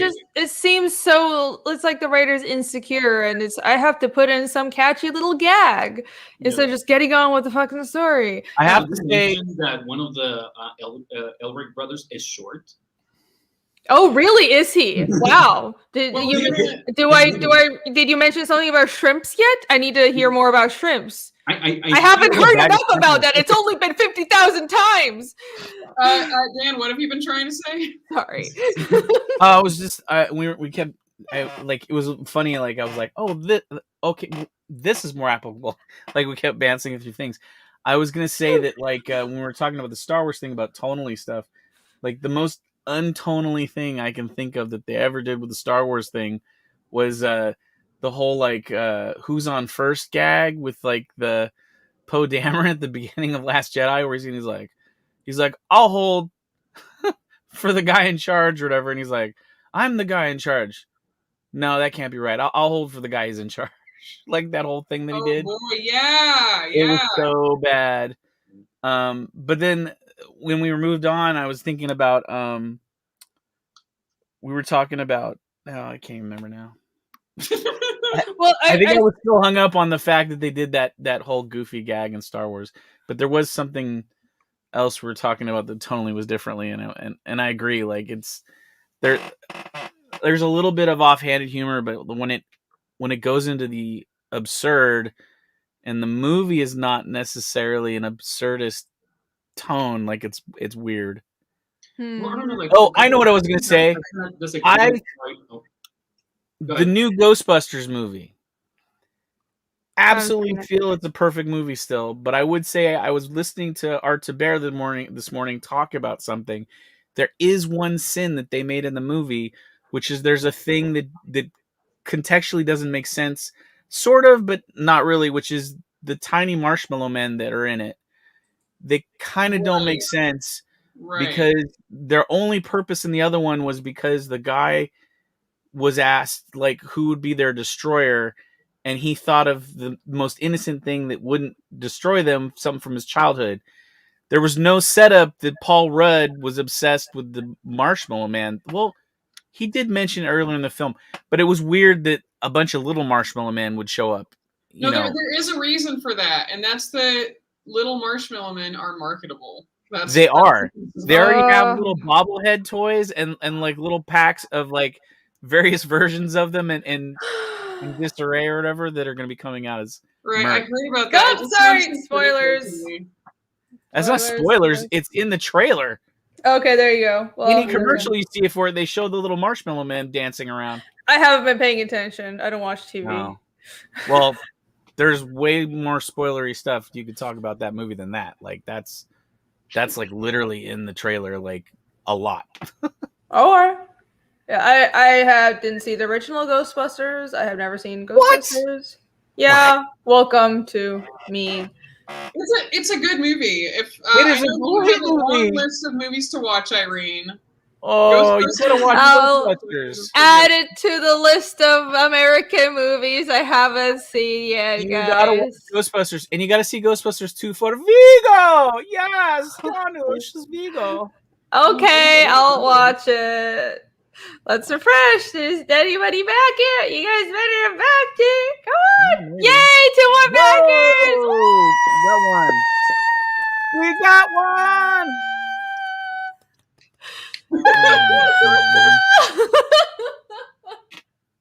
Yay. We talked about such insightful stuff that everybody decided to. Well, your project was so awesome and bedazzling that everybody was like, I have to get this. So I'm glad. Right. Yeah. That Goblin Girl now, friends. You know you want it, friends. Yes, I do have to watch Ghostbusters. Maromi says number 119. Thank you. Yes. No. Wise guy says unfriended. All kidding. Listen, I haven't for the millionth time. I've seen very few relatively American classic movies because I just didn't grow up here, and I also grew up without TV because my parents were weird. So there's a lot of things I haven't seen. Yeah, so just don't be shocked. I know It's understandable. I've met people that have never seen Star Wars also. So I have actually seen Star Wars, so it's not that bad. I watched it when I was a little kid, and I haven't had enough interest to rewatch it since then. I could see why Star Wars was so engaging. Like for its time, it's nothing like that had been done before. You know. Yeah, I can see its historical value. But yeah. So what? I'm looking at. You mentioned the perks earlier. What are the perks? Do you want to walk everyone through the perks of Goblin Girl? No pun intended. We could. Or, yes, pun intended. Pun very intended. At the moment, the all-in books tier with the OGG reprint is basically the color version and the black and white version of the book, the pencil sketchbook that's going to have a bunch of pencil sketches in it of various. There'll be like stuff like this, but probably more finished. Things like this. Ooh, hold on, let me. But more finished with like some like shading and stuff. Nice. So that'll be in the pencil sketchbook. The OG Goblin Girl book is a reprint of the original, which will look a lot like this facsimile, which is the original book with different art. That's more of like an abbreviated version of the full book. So that's that version, that set, and of course stretch goal things that we have and stuff that we're gonna put in there. And then I think the next one is the book, just the color version. If you don't need all that stuff, you just the book, got that.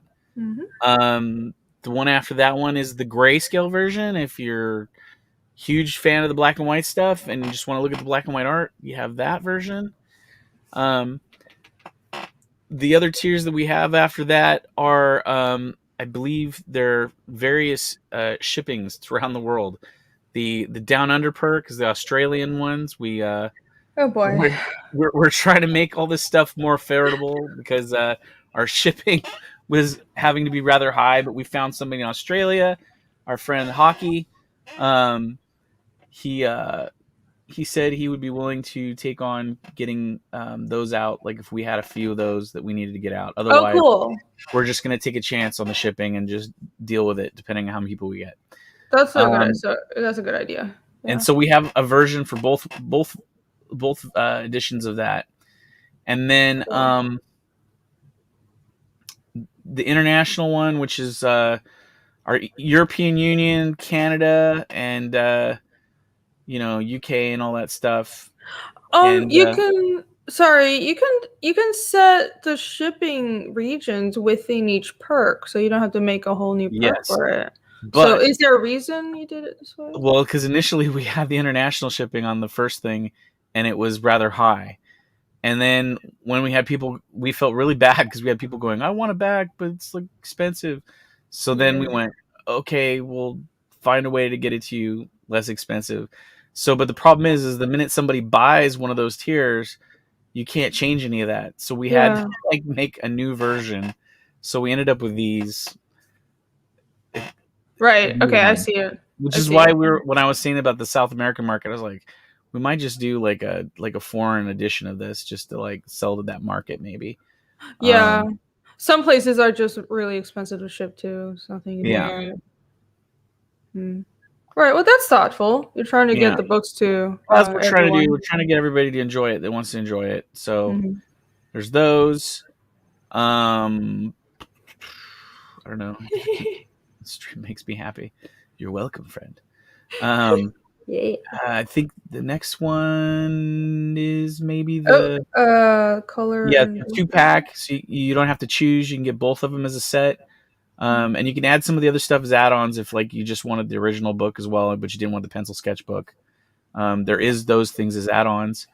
The shirt is an add-on, I think, only within the US and within the Goblin's chest tier, which is the next one, which has like a bunch of goodies. I like that name. How clever. I had a graphic for it, but we didn't have time to get it all colored up. That's a cute little goblin in a chest. Oh my god, I want a figurine of it. Oh my gosh. You're going to make me sculpt that now. Thanks. Or I can do it. Either way. Okay. I'm good with either. You're gonna finish it as fast as that cast. Yeah. Yeah, it's never gonna get done. I've got something Fuck my life. I've got something really cool planned as a stretch goal for card sets. I want to I'm going to want to do wax packs for the cards for various sets that I was thinking about doing. And hey, Oliver. Ollie! And one of the ideas I had was like the old wax packs used to come with like a strip of gum, and I want to sculpt a squashed fairy to go in there as like fairy gum or whatever. That's just like a fairy all like freaking dead inside the package. Oh. So I thought that would be kind of funny and have it like have something on the back written like Goblin Girl issue 1 or something like that on it. Goblin gum. But yeah, so that was like one of the ideas we had, but that's like kind of the all in thing. So like anything we come up with will be all in that. So you'd get everything for that price, like that we end up making. So there'll be other stuff in there. We're only allowed to advertise like 10 items on that particular graphic because, that's all Indiegogo, I guess, lets you advertise in the itemization thing or whatever. So, but there's more stuff. There's like an original sketch in there. Which I've already started doing those. Wow. So yeah, that's a really good price for something with original art. Yeah, this is one of the original sketches. Awesome. So it's do you have a limit to these? Right now, no. Okay. I just watch the number. I mean, you didn't say this, but this takes me about like 15 minutes to draw. Okay, yeah, never mind. Moving on.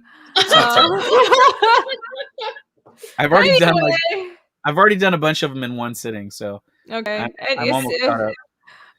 Save me. So yeah, moving on. Original art page. Yeah, so the original art pages, they appear a little pricey, but they do come with a copy of the book, the grayscale version. But it's also because I don't really want to sell the pages, but like if people really, really want one, I could probably let it go for a couple $100. So that's what we're looking at there.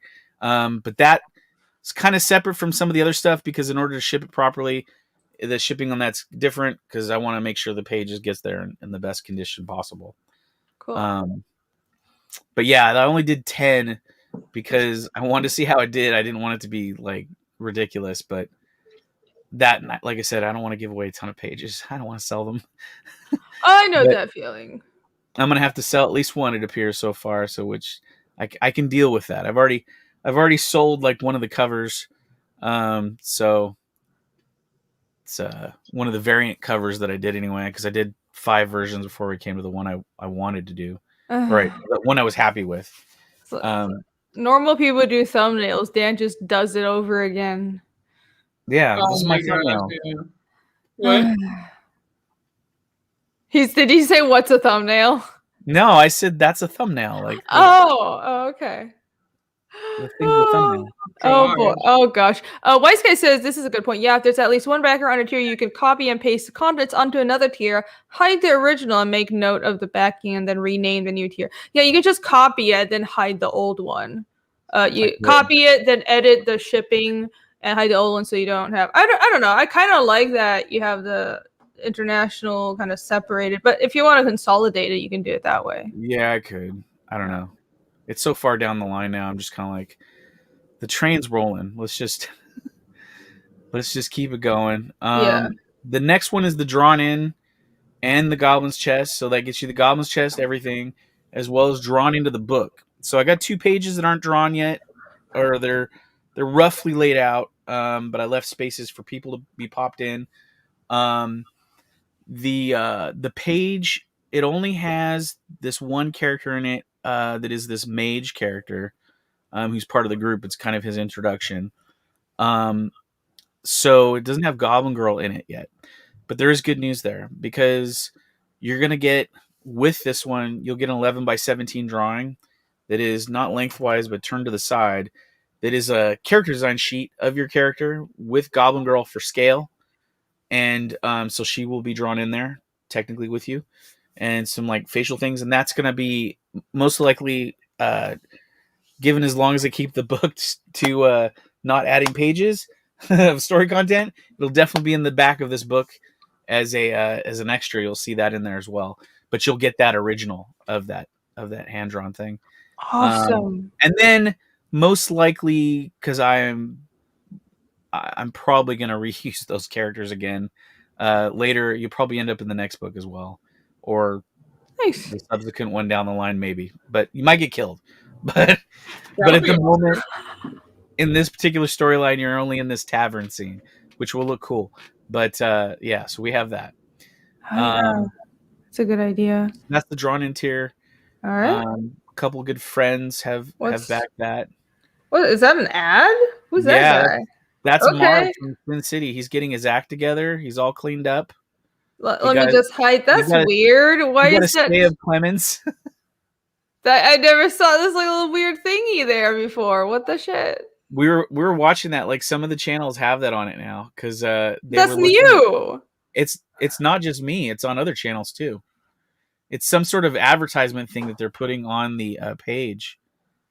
They already have ads for other things at the very bottom. Like, why? Yeah, I don't know why, but they put that on someone there. else's video on like my campaign. Yeah, I've seen it on other people's campaigns when I've looked at them. I've seen that exact video. It's weird.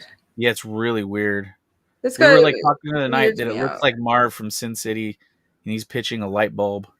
Yeah, it kind of does. It kind of looks like he had a rough life, and now he's like, yeah, look, I can sell you. I can sell you this kitchen appliance. Trust me, this is the best kitchen appliance you'll ever get. Yeah. Oh no! I'm selling you contact lenses. Look at these beautiful contacts. I got punched in the face so many times I couldn't see, but these contacts totally fixed it. Look how beautiful my eyes look now. You can also get punched in the face and buy these contacts. You'll still look fine. I don't know why I'm being so mean. I'm gonna stop. They were being terrible last night on I was watching Shelby Roberts' stream the other night, and they brought him up big, and they were doing like the theater where they're basically saying the words coming out of his mouth, like saying all kinds of crazy stuff. Yeah. And it was nuts. Oh, that's funny. Oh, that kind of stuff. I don't know. I do that in my head all the time, but I'm like, don't say it out loud, Irene. Be nice. We're back to boobs. Okay. This does make a great sticker. Are you gonna make a sticker or like? I am planning on making stickers. Yeah, I've got a few design ideas. I've got I got a bunch of shots of the various characters that I'd like to make as stickers or pins or something. Awesome. But most likely stickers before anything else. Awesome. Yeah, this image would be perfect for all that merch stuff. Do you have any stretch goals planned? We have a set of trading cards we're gonna do. We have a window cling. Oh, that's cool. Some other stuff. Yeah, I was. Oh my gosh! Like go on your window. Like, something can your neighbors see it? So yeah. I figured the one I wanted to do was one where it looks like she's going, like she's smashing herself up against the window. Yes! That's the one I want to be on there. Oh, that's great. And have it say Goblin on board or something. I don't know. I love that. I don't think I've seen other people do window clings yet for their comics. I think Jason's really doing one. Oh. And he was the one that suggested it. He's like, we could do this at my work. He's like, I could probably hook that up for you. And I was like, oh, well, that'd be cool. Because I was thinking about doing like a sticker that would be designed to be like in a window, so that would be perfect for it. So I was like, okay. So awesome. Yep. Cool. Those aren't on the campaign page yet, though, right? Not yet. I was gonna Okay. put them up this week, Oh, but sorry. I got super sick for like 5 days. I didn't even get out of bed. Oh I couldn't breathe. Like I could barely talk. I was like dying, and my boss was just like, "Yeah, don't come into work. Like people are gonna think that you have the COVID-19." Yeah. I'm like, all right, because I like my day job is driving a tow truck for AAA and doing roadside assistance, and people have to ride with us now in the trucks, and it's just like you have to every time go, I don't have it. I took a test. I'm good. Like, yeah, it's so every time you cough, it's like, oh, people yeah, just look at you and walk, like you step can see people away. move. They go, Yeah. like I had this couple. There was this couple that was going like all the way out to LA from where I'm at, which is like a 40-minute drive, and they were not fat, but they were large people, like like 7 foot tall people, the husband and wife, and they were just big people, and I had to fit them in my cab, and they were like crunched up like shrimp, and the wife was like smushed halfway on her husband and having to lay into his lap to fit in the truck. Oh my and gosh. and I was in the cab. I had to strap on a face mask because I felt terrible that I was going to be there like coughing next to them, because it was like right when I started getting sick. And Oh no. but I got tested to make sure I didn't have anything, so at least I didn't feel like I was spreading it or anything, like maliciously, to these poor passengers. But still though, like I could tell like he was like, right, like kind of terrified. Oh, that's terrible. Yeah, at the That's same time, not a they good were like, he was day. trying not to squish his wife, but like he was like trying to move over, like to not be as close to me. And I was like, I'm so sorry. And I was like trying to hold my breath and like not like cough. It was like, it was a brutal 40-minute drive. And on top of which, I Shit. when I picked them up, I was in a truck. They had a Yukon. They had a massive Yukon that was their car. Obviously, because they're big people, they need a large vehicle, which totally made sense, Initially, when I saw the guy get out, I was by himself. I was like, "Oh, okay, just one person." And then I saw his wife, and I was like, "Two giant people." So I was like, "You guys are gonna have to ride in your car." And I was like, "I only have room for one passenger because in my truck, I have a big computer unit thing that's built into the middle, so you can't fold up the seat and someone sit in the little sidekick seat." Yeah. So I drive out of the parking lot and I'm driving down the street and I come up to the first like major signal and I go to put my foot on the brake and it goes boom, and my foot goes all the way to the floor like mush. So the back brakes blew out in the truck.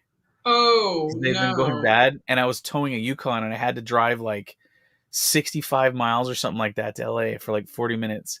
This is the middle of the night, so I might have been able to get away with it, but it's like it was bad news. So I had to call the guy in the car and be like, "Listen, we need to stop by my shop on the way so I can switch trucks because we just lost the brakes in this thing." Oh no. The guy's like, "Oh my god, all right."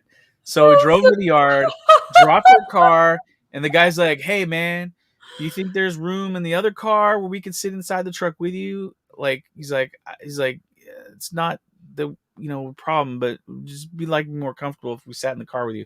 I was like, "Yeah, no problem." This other truck, because the other one didn't have the computer unit for whatever reason, it had a little post, and the guy had attached like a small little speaker thing to it because I guess the radio was out or something, but it didn't have the gear in the middle, so you could fold it up and someone could sit there. Still kind of tight, but he could sit there. And so that was the one where they squeezed in and they were like, "Oh," like in there, like all tiny. So that was like, it was like the tour of chaos, like to get those people home. It was like, dude, terrible. That was not a good night. But it's a story. Yeah, it was bad. I bet they were not happy at all. Like, he was nice to me because he knew it was just like the circumstances were he knew I didn't cut my own brakes or anything. And like when I told him the other truck was too small and he saw the stuff that was in it, and then when they squeezed into that one, like it was pretty obvious, like the truck is just small. There's not much I can do. And he saw that like the only trucks we had at the yard were these type of trucks. Yeah. So it was like, it was the best I could do. Wow. Pure chaos. But Did you yeah. like roll down the windows? Oh yeah, I definitely rolled down the windows because I wanted to at least be like there's some airflow. Although they had theirs rolled up on the other side, and they like kind of rolled it up down a little bit when they got to when we got off the freeway, when we got closer to where they were, because they were like, yeah, it's a little stuffy in here. Like, Yeah. Oh boy. but I had my mask on, so like I'm pretty sure I didn't give them the flu. But Yeah, I have a friend who just has he has acid reflux, so he coughs all the time, and Oh, it's like man. anywhere he goes, if he doesn't take his medication, he's just coughing, and just everyone just like giving him a wide berth. But it's Oh, like man, that's literally, it's not a problem, but he can't stop. It's just a constant Yeah. thing. I feel so bad for him. I normally never get sick. I mean, I think the last time I had a cold was like 7 years ago. Wow, And, damn. Yeah, I'm Yeah. usually super healthy, but I was like, I think I was in here the other night, and the temperature plummeted down to like high 30s, like low 40s, No. and like I'm in here why? wearing shorts and a t-shirt, and I think I was like freezing. Oh And yeah. I just kind of Oh, went good. sort of numb a little bit. Was just like, I'll just, like just like a dummy. I just like soldiered through it or whatever. But I think it was enough that like my temperature fluctuated weird, and my body went, nope, you're not gonna feel Yeah, well now. no wonder you got sick. Oh my god. Well, it was just a cold, so Yeah, I'm these glad are you're the feeling things better. we do as creative people to try and keep moving. Yeah. Oh, tell me about it. Exercise. What exercise? Oh God, let's not talk about that. Well, I'm glad you're feeling better. Feeling Glad it's not the considerably coof. better today. I still have like a Congrats. little gunk, but No, well, you sound fine. Yeah, I'm glad. You can. Yeah, well, thank you. I'm glad as well. I'm glad. It's good. So Very good. Happy. I'm still like surprised how in this story you said that your brakes blew out, and yet That was a shitty night. And so Really, you it wasn't were that shitty of a night. It was just kind of a weird night. I've had shitty nights driving before. these people. That doesn't even rate. How do you? But it's like you needed a tow truck. The tow truck needed a tow truck. Kind of a situation. Oh, I've had that happen before. I mean, that sucks too. Because usually, when the tow truck needs a tow truck, like people like get crazy when they're like, "I've had to wait 2 hours" or like whatever. Well, When yeah, you're waiting for I a mean, tow truck to tow the tow truck, it's usually like 6 hours. yeah, Oh, that's terrible. yeah. This that's- is what friends are for. Just call a friend. And to tow a tow truck? No. No, It just takes call a an friend to pick you industrial, up. like it takes like a semi tow truck to tow a tow truck. Oh, what a pain in the ass. That's terrible. Yeah. Yeah. Sometimes Woo! they're able to like get somebody they know locally, some company to come out and like get it. But a lot of times when we've had it happen, because I've had it happen twice, but it's been a long time. It took like one time it took 5 hours, another time it took 6. Yeah, well, everyone, you should bet Goblin Girl so Dan can do comics full time. I don't have to do this terrible day job. Have you been talking to Billy? What? Me? No. I Yeah, actually haven't, but I mean, does Billy he say was the like- same thing? Billy's Smart always man. giving me pep talks before I go on these things. He's like, "You need to stress people, bro, that they need to back so you don't have to like be out there on the road anymore." He's like, "You imagine if you didn't have to tow, people could have so many books." He's like, "You'd be delivering like at least 4 books a year." And I'm like, "Yeah, That's probably." a great Billy impression, and he's right. Hey, everyone, you want more of this? You know, Yeah. you want more of this, so you There'll should be a back lot more Goblin of that. Girl. Back it now. So many more. You'll get like 40 books a year. Okay, Yeah. if Dan didn't have to drive I tow don't know about trucks, 40. drive like Make it 40 crazy. minutes. Unless you want a every bunch of night. floppies. It doesn't matter. You're gonna Dan is being humble. You're gonna get like 50 books a year if he doesn't have to do the stage job. So back Goblin Girl right now. I don't say this number coming up. Come on, we can do this. Come on. Irene's like, "Back it now so Dan can draw every second other book of Fiendish for me." That if you're offering, hey, I have some side stories. I asked AC, she said she's busy. I'm like, I was gonna just do it myself, but hey, if you're offering, we'll talk. Yeah. Hey, back all the Ragna side adventures. Yeah, I have some side stories. Actually, I have a chapter 2.5 that I'm planning. So No, really? I'm working on chapter 2 now. But I realized I wrote a I'm doing chapter. chapter 2.5 right now for Jason Bascom of Absolute Book 2. Oh, see, he's doing like a million projects too. I am. Okay. This one's not going to take that long. It's mainly a Oh. 6-page short ashcan book. You know, it's gonna be what is it? 8.5 inches tall. It's gonna be like old school ashcan. Oh yeah, so small pages. 6 pages That of looks great. werewolf samurais chopping up stormtrooper looking like dudes, and some absolute and Frog G BoobDan pinup art in the back. Woo! Awesome. So that will be That looks on great. there very I love soon. the I just got to motion. put the logo on it, and then I think he's gonna pop it up there. Sweet. Yeah, I like Yeah. the mood. Yeah, I love it. Yeah, I've heard that people like ashcan, so I'm just like, well, I'm not a fast artist, but what I'm thinking is, well, I don't know. I don't know if I'll do an ash. I have some ashcan ideas, but I think for my chapter 2.5, it's kind of like a character For people's backstory thing. reference, it'd be like And this size. right, yeah, that size. So it's technically an ashcan, but I think I'm gonna do like a separate campaign for it because I actually really like this idea I have for chapter 2.5. It's a character backstory, and it's like such a complete arc, and it's really, I feel like it's really heavy hitting at the end, and I love it, and I want it to be there, and I think it's not like super essential to the main story of Fiendish, but it just helps you understand the character, and I want it to be there. So Which I don't character? know. Can you tell? Can you tell us? Yeah, which yeah, character? it's Casimir. It's Oh, what okay. happened to him after Dorvo, and it's I don't know. I think there's some really cool development in there. I want it to be there. I feel like you understand him so much more with that chapter, but it's not like you don't need it to it's not really part of the main story, but it's like, ooh, this kind of a gaiden thing, to use the manga term, and it would be in the back of a manga. That's how in a manga tankobon, that's how it would normally happen. But yeah, it's like a chapter 2.5 thing, and I'm thinking I'm just gonna do like pencils and just print it as pencils, and expedite it that way. And anyway, ash cans. People really like ash cans, and I discovered that, so that's really cool. You could do like a really short horror story of little guards or little sewer people working in the city when the demon characters show up or something, where it's just like them getting eaten in the underworld. Like sewer people. Like what? Yeah. Why? I mean, I don't think they have sewers though.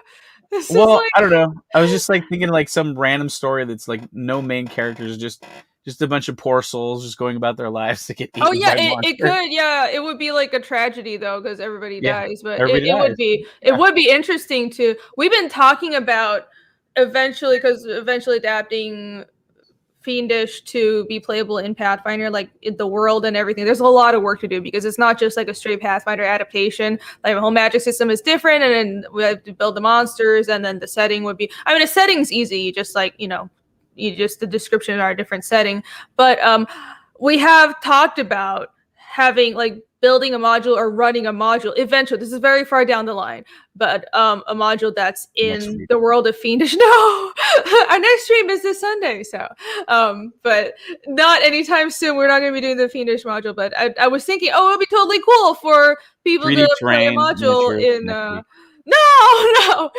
in Dorvo, in the town that gets like ravaged by demons, and that would be fun. I guess that's my idea of fun. But yeah. As Irene was talking about, husband who's got his headphones on.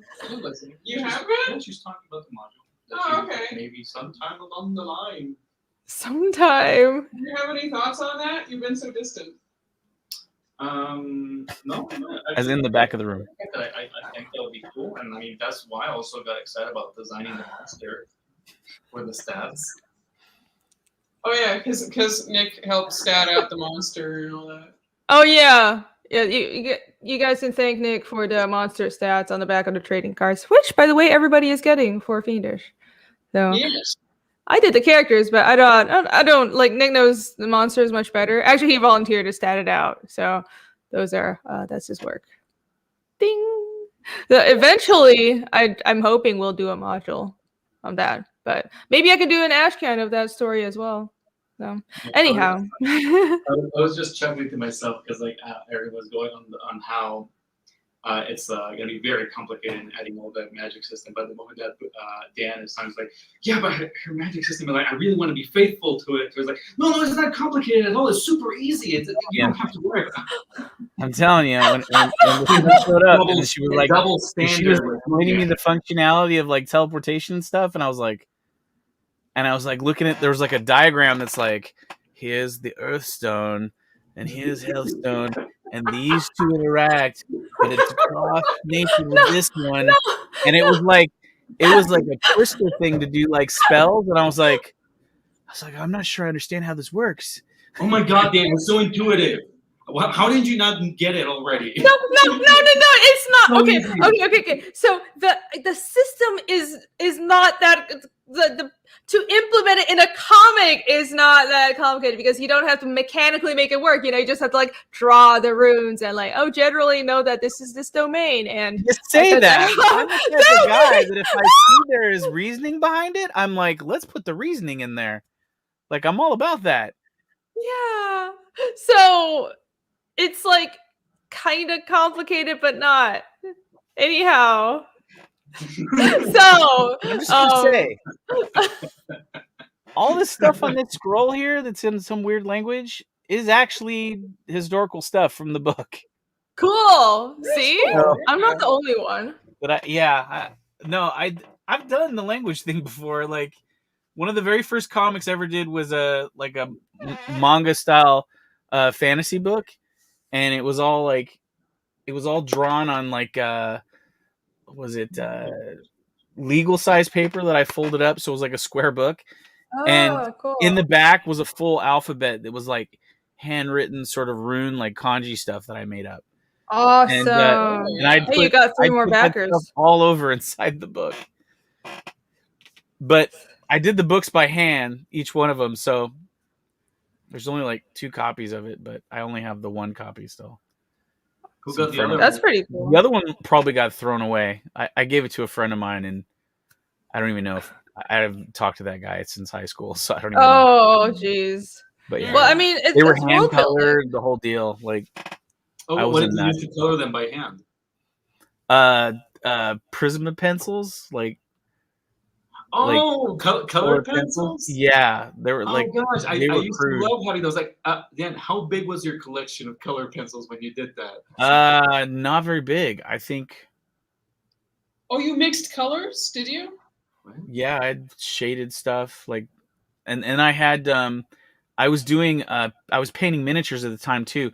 So all my credits pages in some of my books, they were all done with like acrylic model paint and stuff. And it's crazy looking. It looks like an insane person. Oh, that's funny. I mean, that's how we all started out. It's just like whatever, mixed media, mash everything together. Yeah. Speaking of manga, Brian had this comment that I've been waiting to bring up. It's been like 20 minutes, but this is something I like to talk about. There's no reason why we shouldn't have Spanish, French, and Japanese translations of our books. Yes. I agree. Yes. Yeah. So I have been saying, I've gotten Fiendish translated into Japanese, and I haven't I have to actually, do the lettering and everything. But the translation is done. I definitely want to do more languages. So I think a way for indie comics to expand is we should go international. And because the old, model with going to a publisher was you wait for your book to get big, and then the publisher would take care of the translation. Yeah, but you have to wait for your book to be super successful in America first. But there's no reason we have to wait for that.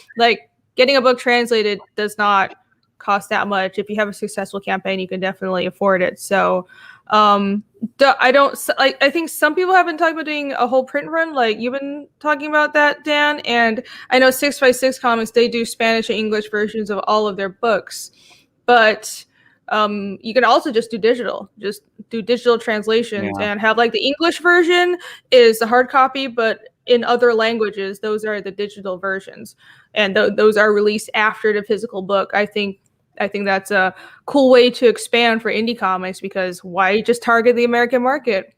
should go I would further. love to do it. Yeah, I think you should do it. Should, Hey, and Geek Hazu is offering Portuguese translations there. Oh, yeah? Sorry, I have to catch up with the chat. Oh gosh, I'm just gonna German translation.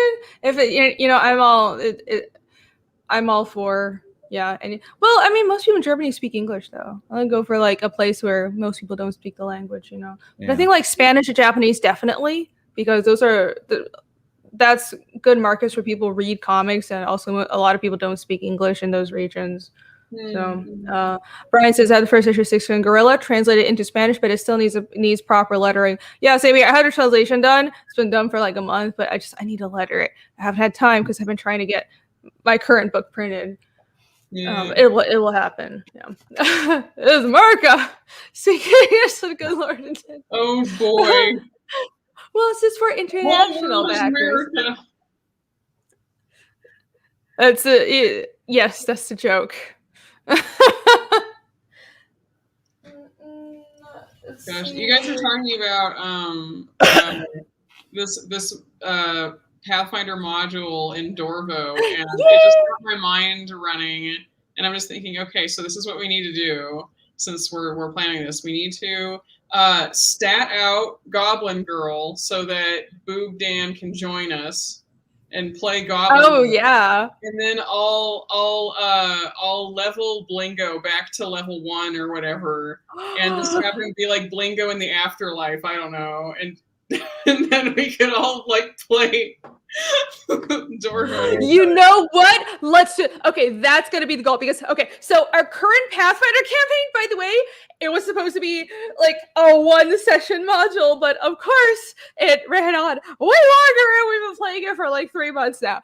But whenever we are finished with that, why don't we like maybe our next module could maybe next one or the next one.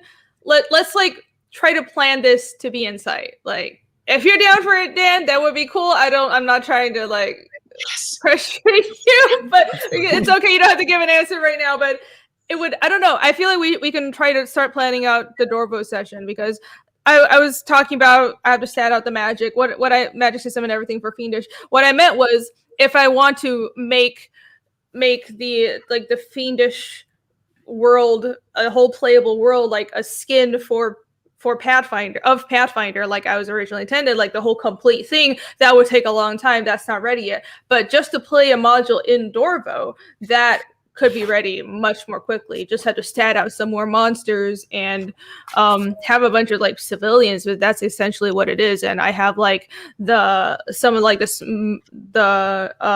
major races in my story in my world that I made up. Those are already, I have those built in Pathfinder. So anyhow, we can probably make it happen depending on if Nick wants to do it. He's kind of in the corner today, but I would be down for that. That's Nick in the corner. That's Nick in the back there sitting. No, you guys did say you had a long day. I didn't. When I was on the chat. It was a very long day. It happens. I don't know. I don't know what it is. I've got a lot done today, but I just chugged a ton of coffee. I was a little tired, but I chugged so much coffee that I'm like really hyper now. So I need to have the energy for the stream. Oh my gosh, I have to promote BoobDan. So Oh my god. but yes. What else? What did I? Sorry, what? The coffee has certainly kicked in. I thought Yes. it was Dan's company. Oh, that was riling up Irene. It is all of your company, and it's chat. I'm so glad you're here. Hi. I don't remember Irene getting rapid firing whenever we joined in. What? Rapid firing what? I always talk like this. What are you talking about? So anyhow, hey, because I saw some people hop in the chat who missed the beginning, let's cover once again that, as the title of the video said, Fiendish and Goblin Girl are having a crossover, and that crossover is going to be a like 25 pages Ashcan. Is that right? Like somewhere between 16 to 22 pages. I think we could probably do 22 with like if I can't fill it with all the story, like if I don't go crazy with the story, we'll have enough extra stuff to be able to pack the back with enough stuff that'll be full. But yeah, it'll probably be 22 pages of content. Cool. Awesome. We'll Yeah. So two of those floppy comics. Sweet. Yeah. So Dan will be doing the interiors and I'm just doing the covers like a humble slow person. But the first part it'll be like split between our campaigns. So I think tentatively the first part will be on this campaign that I'm showing now, which is the first Goblin Girl campaign, and there's 30 days left to this. Tomorrow will be the closeout of the first 30, so there's 30 more after tomorrow. Yeah. And tentatively, it'll be on that, but if not, the first crossover Ashcan will be on my Fiendish Chapter 2 campaign, which will be launching early next year, and then the second part will be on Dan's Goblin Girl number 2 campaign. Yeah. So we're gonna like split it between the two campaigns. We'll see how much of it I can get done, because like I said, I don't on my end, I want to have it. Before I advertise it, people can buy it. I want to know that like I could go to print with it like really quickly. So that's why I say like it might not make it on mine, but. Yeah, well, you want to take your time, make sure that it's good, it's all perfect. Geekazu says, "Who writes the story?" That's up to Dan. I would say currently it's probably 80% me, and then 20% collaboration. Yeah, I mean it was Dan's idea, and the original idea was to have the Ashcan as part of this campaign right here. So I kind of left it up to him to write, and I'm fine with that because he's doing the interiors anyways. I'm just kind of advising on like my character. So the crossover is Goblin Girl and my character Ragna, and then actually AC's character Blingo. So it's who is her Pathfinder character. So it's not even in any comic, but Blingo's kind of famous in case you're new to my channel. So kind of a big thing. Yeah, I'm so disappointed that Blingo's vengeful ghost isn't here today. Yeah, I know, right? I kind of love how it's turned out that so many people in your audience know of Blingo's existence. Nothing really about him, maybe, but everybody does know that he is dead. That's the one thing everybody knows about Blingo, that he is dead. Yeah, because the day he died, I went on Shane Davis's channel. I was like, I'm just a Pathfinder's bringing back this teammate's character died. It was an awesome goblin, and then so that's how people know about him. That was glorious. I appreciate it. All the respect for Blingo being dead. And it'll be great because everybody will know his catchphrase after the book, which is "Blingo lives." Oh, right. That's his catchphrase now. I'll have to remember to actually say that if he's ever revived in game. Oh, he was like. He's been like near death, but like 5 or 6 times, and he doesn't like say that. I don't know, it's always like my character that's bringing him back from the brink of death, and he just kind of wakes up and is like, fuck you. So yeah, it's like he's always very near death, like seconds or 1 second away from death or something, or he actually has died and come back as like an undead. He was undead for a while. Yeah. So, anyhow, Blingo will be in it as well, and it's all 3 of these characters going on an adventure. So, the story is mostly up to Dan. I'm just advising on like my character and how because Ragna has some powers, how those work. Because I don't have my copies of the book yet. I'm sorry. I'm sorry. Still on their way. I'm sorry. What? So be on the way.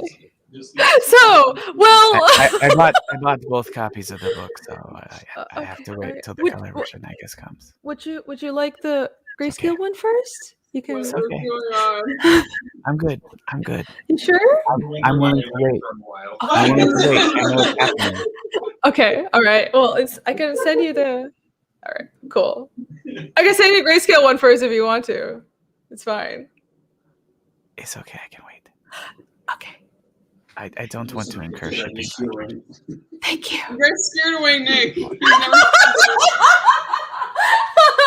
So, yeah, I mean, I have shipped out all orders for just the black and white version of Fiendish right now, but that's like if you only ordered the grayscale book and or if you tagged on the art book. But the color book I updated at the beginning of the stream, but once again, the colors, the physical proof is on its way to me, but the and the ripped proof for the final print run is still in process, but it's taking longer than I expected because communications. I guess everybody's on vacation this month, but anyways, that's being I'm in the process of getting that printed. Whew, yeah, these things happen. You know how it is. You know how it is. So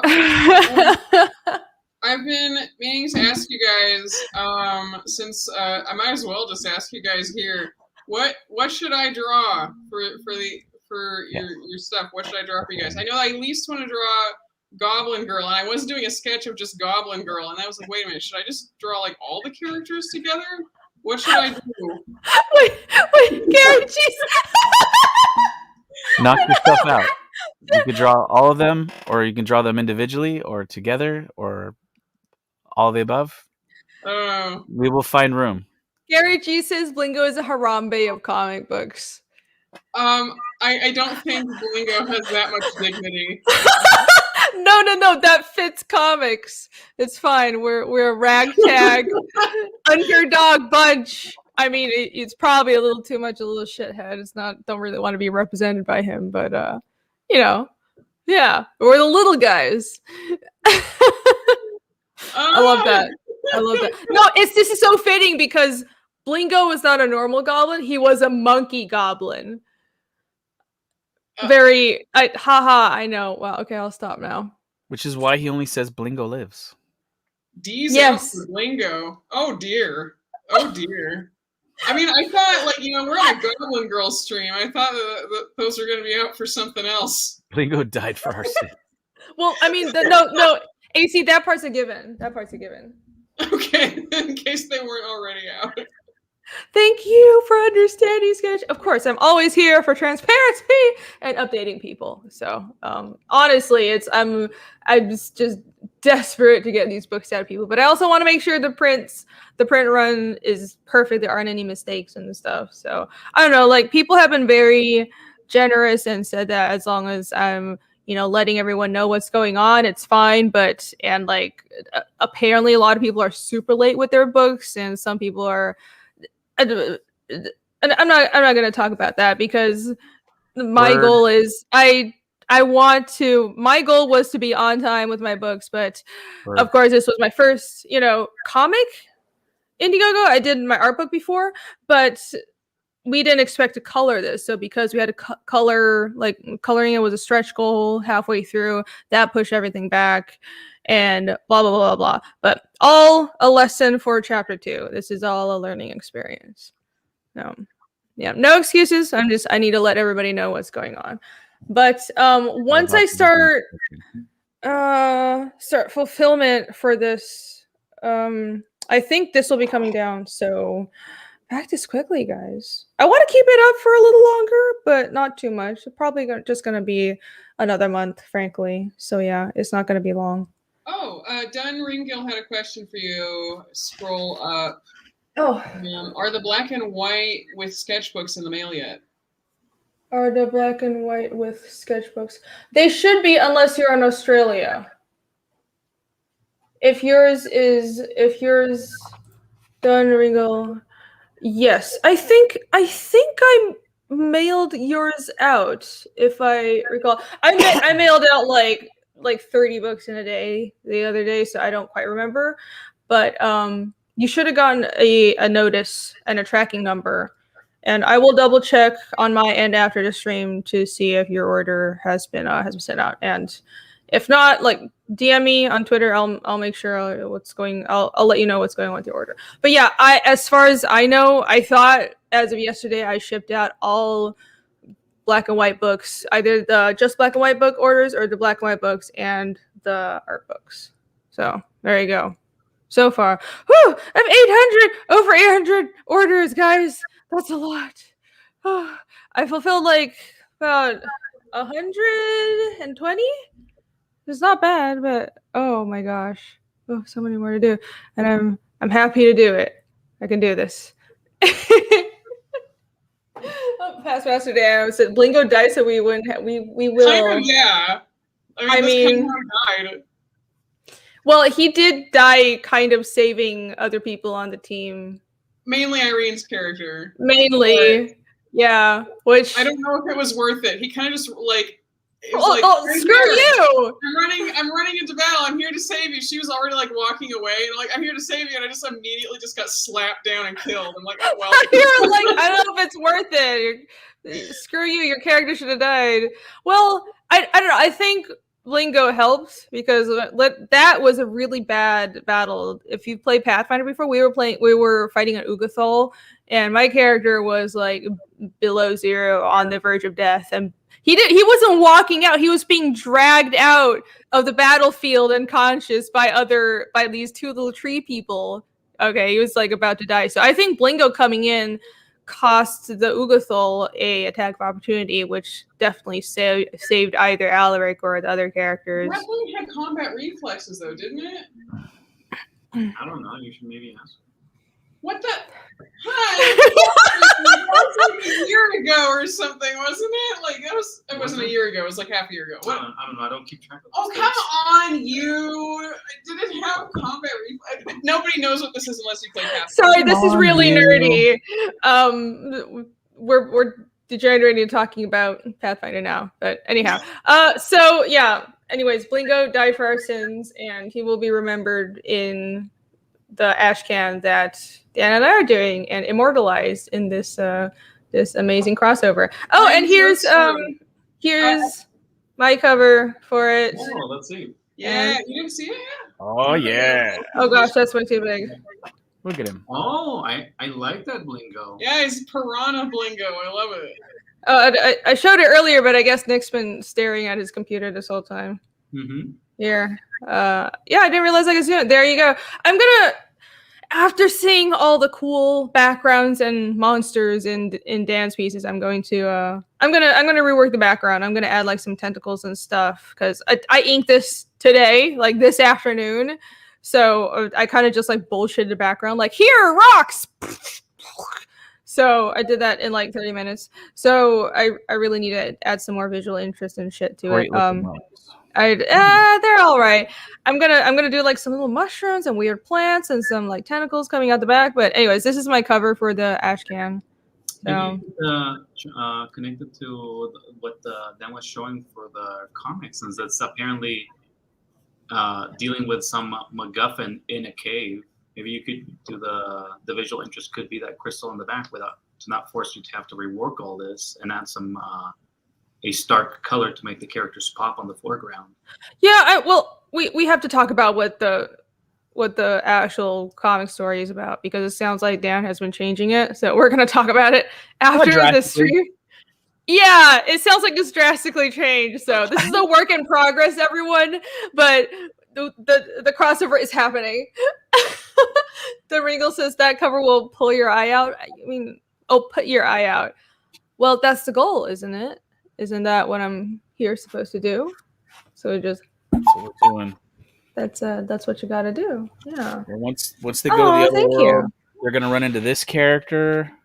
Oh yeah. So we'll see that character eventually. Oh my gosh. Oh my gosh, is that the goon? She causes all kinds of problems for Blingo. He gets lost in the valleys. Thank you, Chris. Those are some great plots. Is that how you introduce Blingo? Like Goblin Girl is just like, oh my god, wait, I just have an itch. Oh god, I had this idea as a joke. I was gonna do a bunch of quick sketches that were like Blingo, like he's got her top and he's holding it up like this, and she's all pissed off in the background. And then there's like a shot of him like squeezed between her boobs, like he's being crushed. And I'm like, oh wait a minute, we weren't supposed to show these pictures. Wait, whoa, stop the slideshow. But I didn't do those drawings. I gotta say, like, I feel like I haven't earned all of the attention you guys have been giving Blinko, and I'm just always like, You haven't earned all this attention of people that know that he's gay. I love it. I'm just like, I'm so stoked. I don't have a crowdfunding thing out. I don't have a comic out right now, but you guys just like drawing Blinko. I'm There we go. flattered. Well, earn it and do Like more Christmas. trading cards for me. Give me those trading cards. You know what happened? I was so Irene, I was like halfway through this trading card of Ragna. Right. You I haven't was, shown I was- me I was yet. working on Ragna, and I was like, "Oh my god, she's not sexy enough or something." And I finally figured it out. I'm like, "This is it." I finally figured it out. And this was around the time that I was like helping Nick with some flats, and I had that in a folder called like Fiendish, but I also had the Ragna picture in a folder called Fiendish, and I ended up deleting it. And so now it's dead and it's gone. I have to redo the whole thing. I'm so pissed off. I hate redoing my work. You permanently deleted it by accident? Yeah. Sure, likely. You just want to say you've been working on it this No, whole we time. We tried looking in the trash can. Ariel had actually just emptied, and then I told her, I've been making space on my computer. So I told Oh. her, obviously Ariel has been paying attention to me about backing up her computer, right? And so I was like, let's check out those backups and see if it's there. That's when we saw that AC doesn't listen when I tell her to back up her computer. Shush. So in the end, guys, this whole story is about how I was right. Lesson of the stream. All right, we'll end it there. That's it. Thank you, everyone, for watching. Back up your files, though. I mean, no joke. But yeah, that sucks. I wish I could see that trading card. That would be nice. Yeah. Yeah. I'll get around to it. I need to draw Goblin Girl first. And I actually Yeah, have cool. a real job that I'm trying to do in the I've got a meantime. bunch A of real pieces. job? A real job, yeah. My work is not real work for. Okay, I see how it is. I got a bunch of I I've got- pay you. This I've is got a bunch of fine. pieces that I did for Phil Diaz and Jason that have just disappeared in this freaking cave of chaos. Oh dear. I know all about stuff getting lost. Oh. And that stuff got physically lost. Oh, yeah, but that's somewhere. Like, that's, Yeah, but like that's your problem for losing it. I mean, I guess I'm not one to talk. Never mind. It's like what? You're so clumsy and forgetful. You lost stuff. Totally not like me. Yeah. No, I wish I could. I don't know. I've had bad experience with losing files, and now I'm just overly paranoid. I have like 2 hard drive boxes that back up on Google Drive and on desktop, so I'm kind of a little crazy about it. But that was after a lot of bad experiences. I'm looking at the drawing and I'm realizing you changed her design again. Oh, I just draw her in like slightly different outfits all the time. Don't worry about it. It's But fine. you changed the paint pattern on her head. There's like a little diamond on the little scarab thing on her forehead now. I'm actually just I'm debating putting that in. Okay, well I I'm think- leaving it in pencil on here just in case. Okay. I think I'm gonna. No, I think I don't think I'll put it there though because that wasn't in the chapter 1. Yeah, don't put it in. No, I was just playing around with that. This isn't final. So. Well, it's not paint; it's a tattoo, so it can't change. Right. Yeah, so just ignore that, Dan. I don't know what I'm Just doing. ignore that. Yeah, everyone, I don't know what I'm doing. Make it go away. Make it go away. Make it go. I don't know. Okay, so I'm glad you Anyway. did what you did though, because now I can make this version on the cover really busty. You're glad of oh that? yeah, Like it's solid. I think it's better shape than Goblin Girl actually. What is what? What? what Ragna's rack? Yes, in this on this cover, the new one. Cool. It's weird to see you Might be able to see Irene, these now. draw Ragna as but like change her to fit like more Dan boob proportions. Yeah, that's weird, but it's cool. I was I like, mean, whoa. it's only a little bit. She's already really busty, Yeah, see. so it's only slightly like in the way I draw her in Fiendish. She's busty, but as busty as wouldn't actually be possible. So that's what I'm doing. Oh, look at that. I love That's so it. cute. That's great. Cute. Awesome. Yeah, this is great. Yeah, I I feel love like they it. should be interacting more, like overlapping each other and stuff. Well, they're on like a dilapidated sort of structure. It's like you can't really see it, but like there's like an angle of a wall, and it's kind of going out, and then there's like a castle sort of thing here, and a bunch of like dilapidated sort of walls and stuff, and then there's like a figure holding up a thing, and like a maze down here, and there's gonna be tentacles and all kinds of weird stuff going on. Oh, Some spiders jeez. crawling around. Awesome. Woo! Plumes of chaos. Plumes of chaos. I can't wait to see. So yes, everyone back Goblin Girl now. Let's see if you got 3 new backers, no more since last refresh, but nice. 117. Sweet. Yay, thank you. What is Ragna's alignment? Can you say? I don't. She's neutral something. What does that mean? Neutral Texas. No. I'm not sure if I want to say. I mean, I guess I'll. Okay, fine. All right, you don't want to say. I'm toying with. She's not a good person. I'm toying with neutral evil, actually.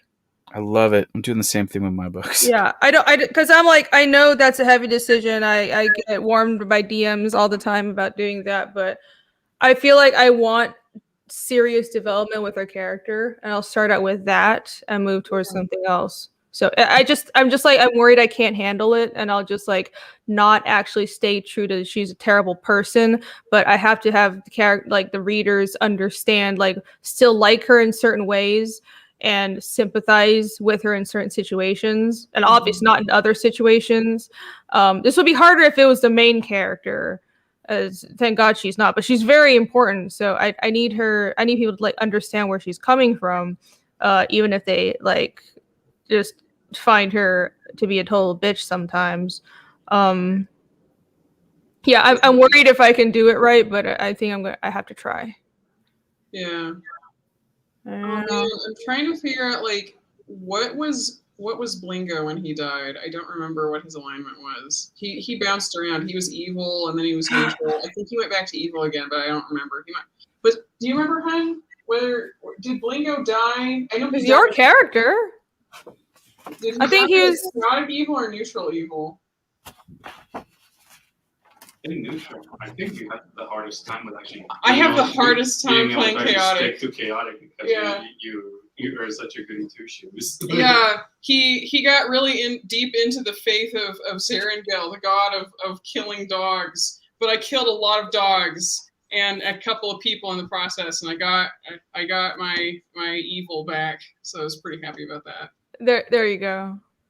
There you go. You got your evil back. So yeah, we've got a couple of evil characters. I don't know. It's really hard to. I haven't played an evil character in a campaign yet, but I think I'm ready. I think I should build one next time.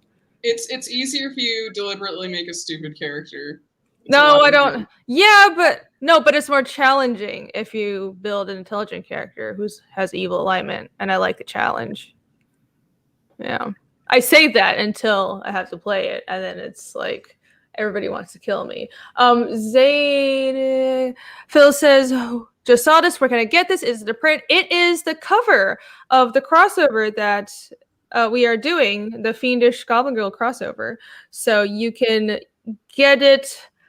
You should be able to get it with the Goblin Girl campaign for the next 30 days. So there are 30 more. There are going to be 30 more days to the Goblin Girl campaign. We'll see if I can finish it in time. Yeah. When will people know if they can get this campaign? I feel like you want to be able to let people know, or like when.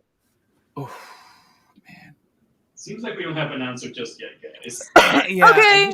I don't know how fast I'm gonna get all the pages done. I want to have the book drawn and like pretty much almost 100% to like go to print before I advertise it. Okay. And then Hell, I mean, yeah, I don't know. It might be on your thing before mine. We'll just Okay. All right, so it probably will be on Fiendish Chapter 2 because Fiendish Chapter 2, honestly, well, I'm gonna launch a campaign before.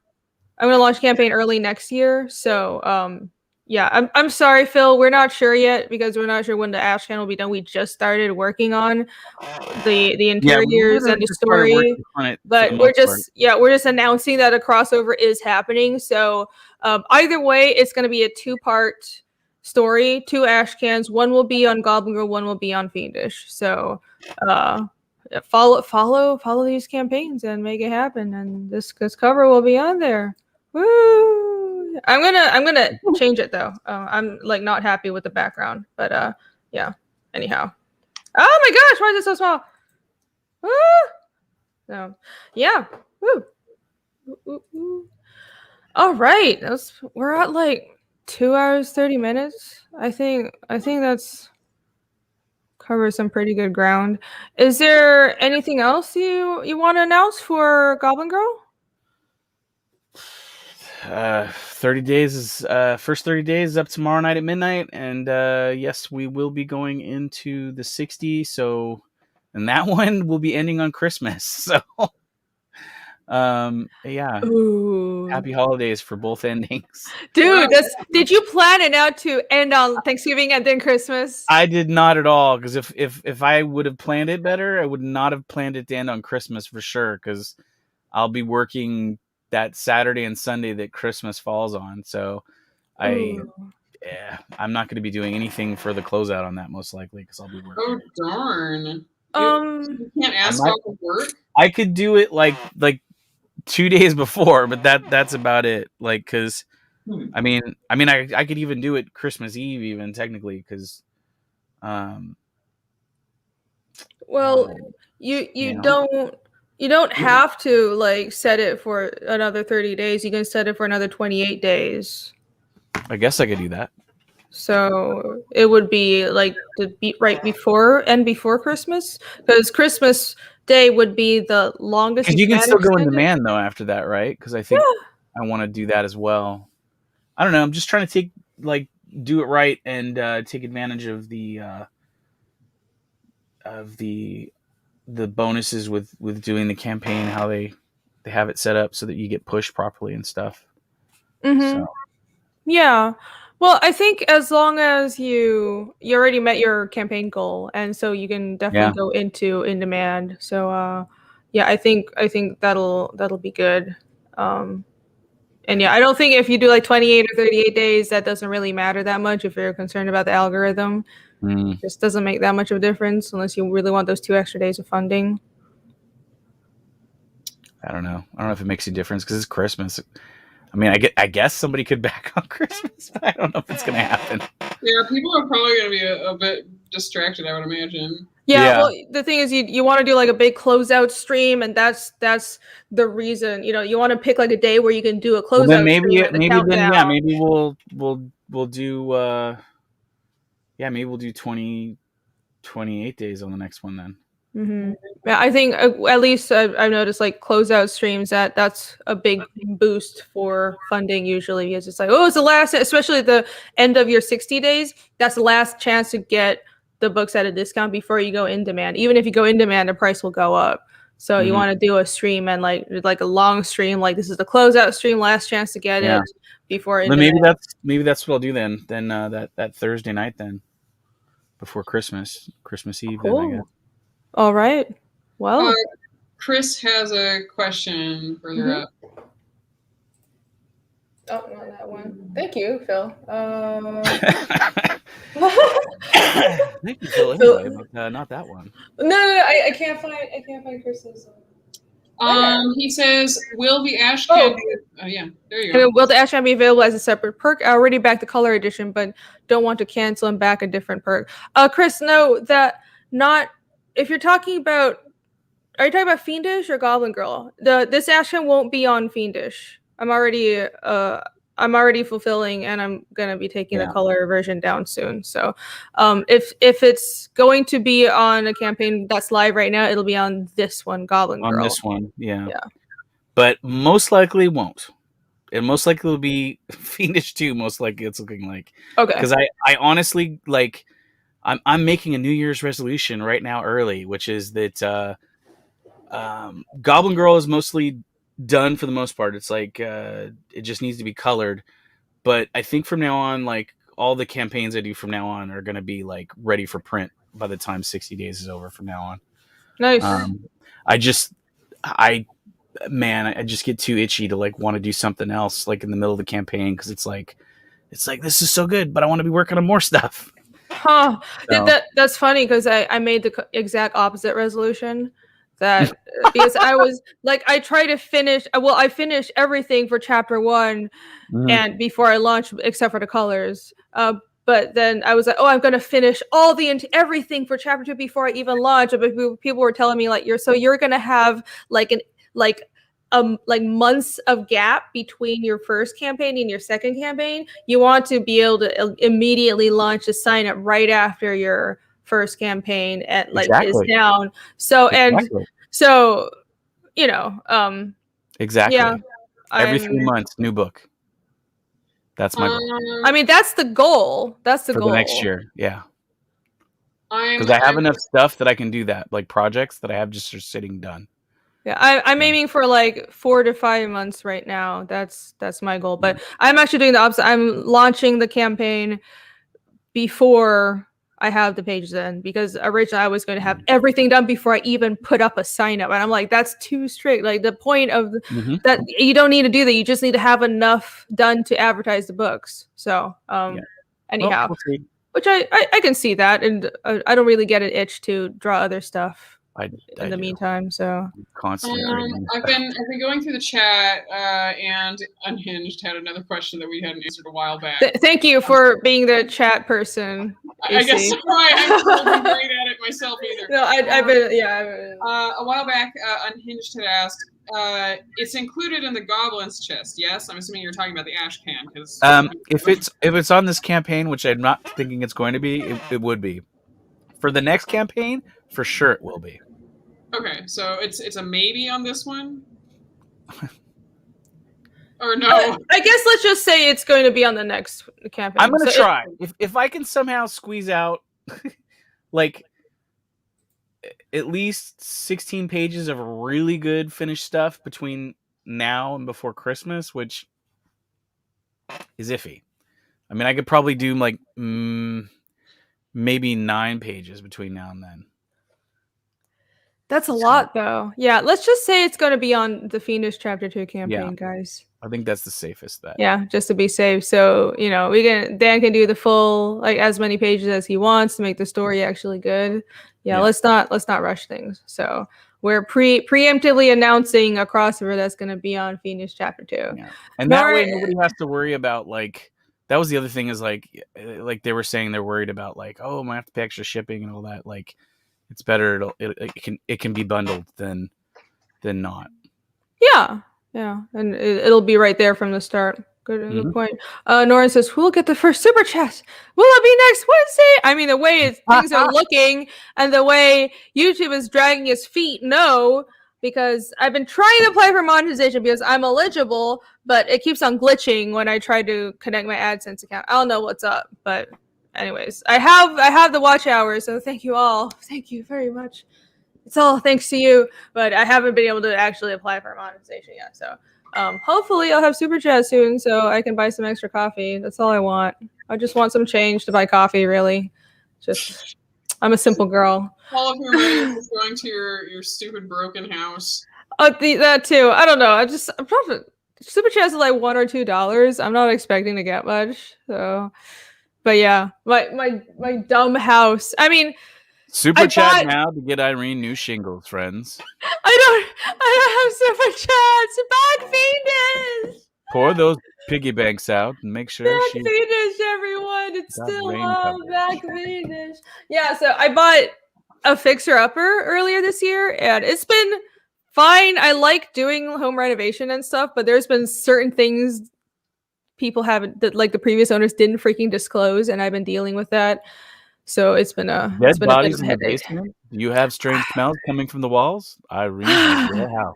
I mean, I wasn't gonna tell everyone, Dan. But gosh. But yeah, home ownership is a journey. Anyhow. Unhinged Chris has is here. another question for you, Irene. Oh my gosh! Where? I'm sorry, I missed it. And Jason. It's near the end. Here. 812 backers. It's sad that he's starting to ask me now instead of you, as if I have the answers. Well, no, I just have to catch up with the chat. There's so many comments. We have a lot of viewers today. I'm a little shocked. Thank you guys. I can't keep up with everything. Thank you, AC. Yeah, and Hinge asked, I had another important question about both the colored and grayscale books, but got my grayscale already. Am I not getting colored one now? Jason, worried. Don't be worried, Jason.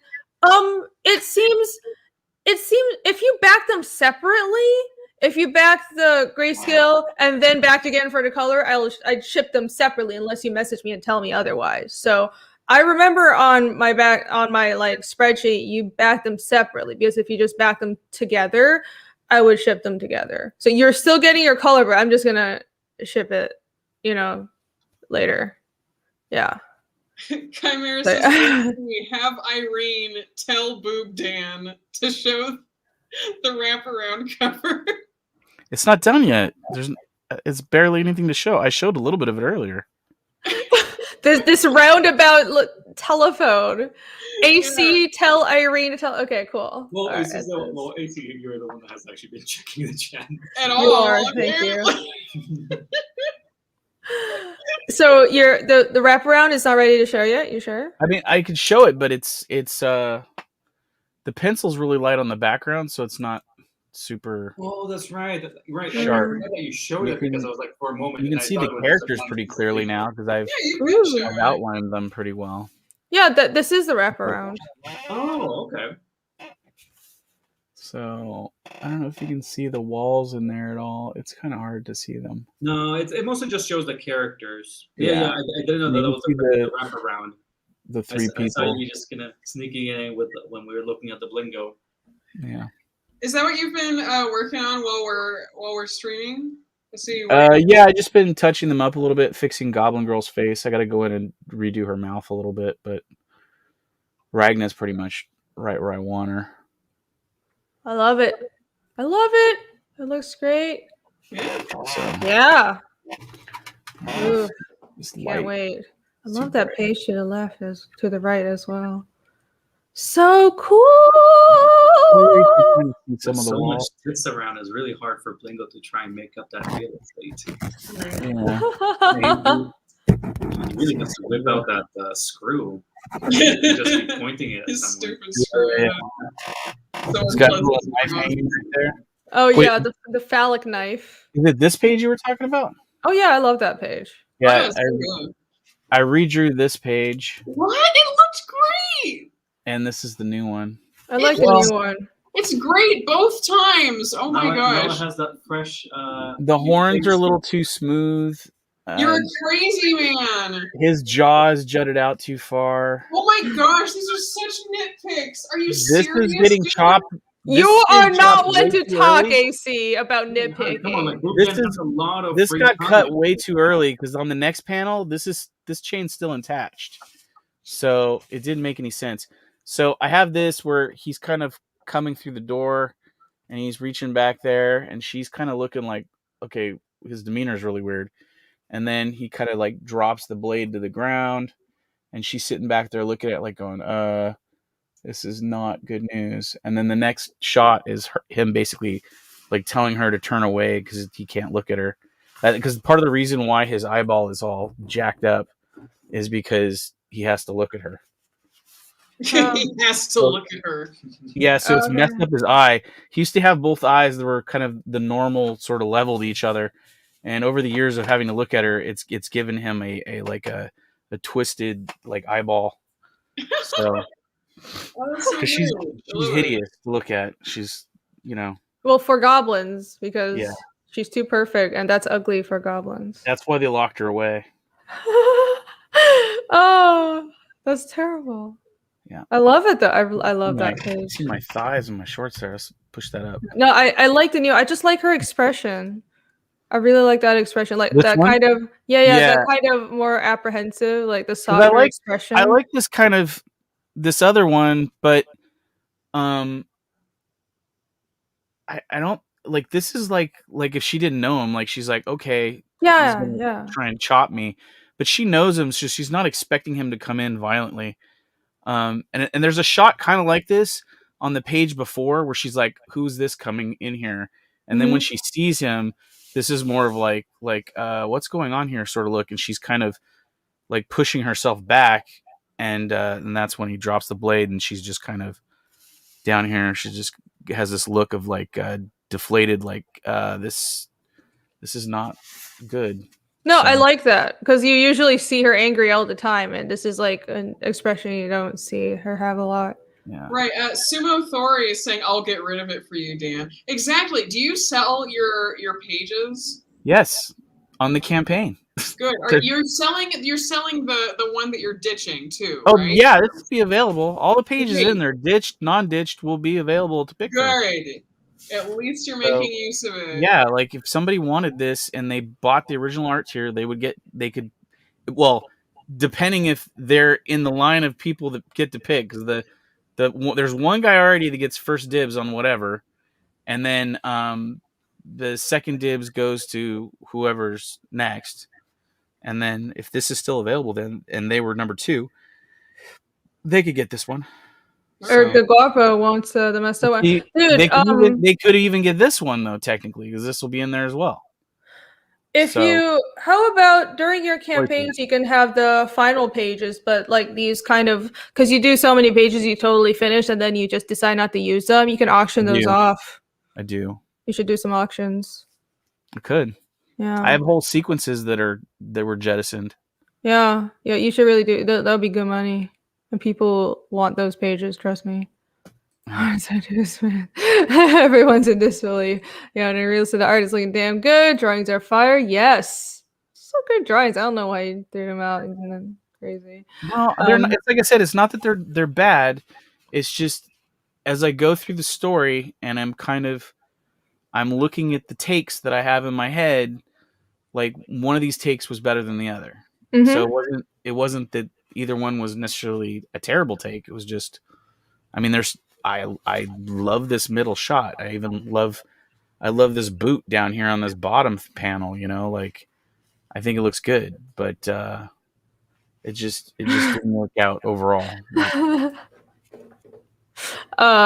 Chimera says AC tell Nick to tell Ari to tell BoobDan to show the wrap around Goblin. It's for Goblin Girl? Oh, he wants the Goblin Girl cover. So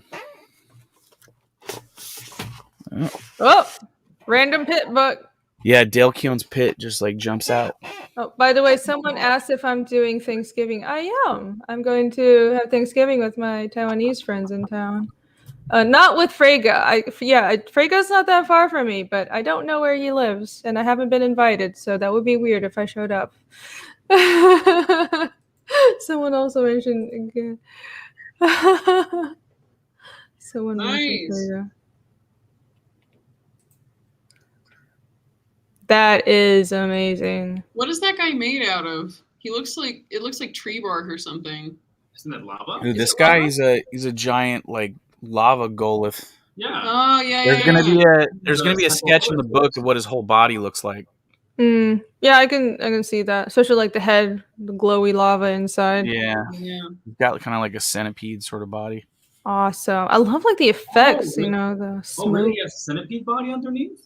Oh, you see the insect legs towards you can see smoke? the legs right there. I wish you had kind of like put it more in perspective and shown out the centipede body. Well, you can see some of it on the other pages. Like we got this 2-page splash, so you can see part of the body right there. Yeah, I mean, I guess it's because I'm biased because I love bugs, but like I would have loved to see more real estate on that bug body. Yeah, more bugs.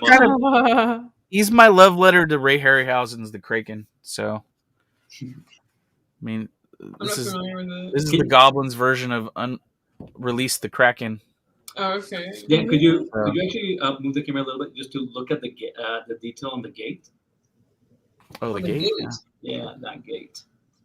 I like that idea, like the mouth holding the bar. Oh, he's like a little town in there. Yeah, I love that. That's really There's cute. another bar going through the horns at the top. There's like a little. There's like a old. Like the idea is this back in the ancient times. This was their gate that they could open up to go out, and then they could close it to keep people from coming in. And they built these garrison like fortress things that are along the wall to man this big gate. And there's these giant cogs that were used to roll the bars back to open the doors and everything. But they've been closed for so long they've like solidified and calcified. Ooh, that's cool. Yeah, the door's been closed for a long time. So cool. Awesome.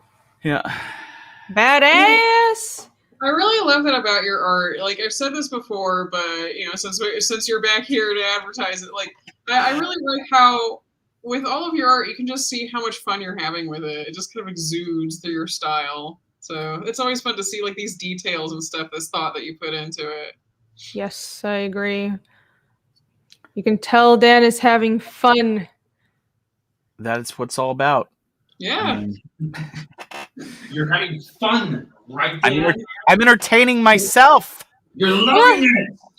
You better love it. You're entertaining yourself so much that you draw the same pages twice. I do. I'm like, this could be better. That is a little insane, but I've kind of gotten used to it. Eric has a question. How many pages is Goblin Girl, Dan? Currently, it's 64 pages. Nice. But the book itself is 80 pages with extra content and stuff. Like there's going to be variant versions of the covers that were not used. Early concept designs of Goblin Girl before like she became what she is now. But yeah, I mean, I think one of the stretch goals might be to add more pages of the book, which we're going to call it the Make Billy Lose His Mind stretch goal, maybe. Because every time I add a new page, or Billy just goes, "No, that's enough." You want more money, Billy? More money. Yeah. So that's the thing, is like if we can get over 20, yeah, I think I'm gonna. It's not a lot of pages, but there's like I would like to bring Goblin Girl back into end cap at the end, and it would probably require like maybe 4 more pages. So, but it's not necessary because I have like kind of like an opening to the beginning of the second book I could do with that. So, but it would be a good dovetail to the original book, because the original book ends up with her entering the upper world at the end of the book. So like she kind of like comes back. Ooh, I guess that's a nice segue into Eric's question. Is this book an entire story arc?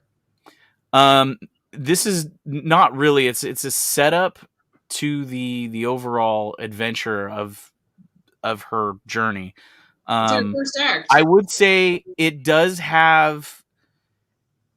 It's more or less like one story of like an escape attempt, and like a couple short stories is what it really is kind of like, because it tells the initial story of this world. It sets up the world to where you have a feel of what type of story you're going to see.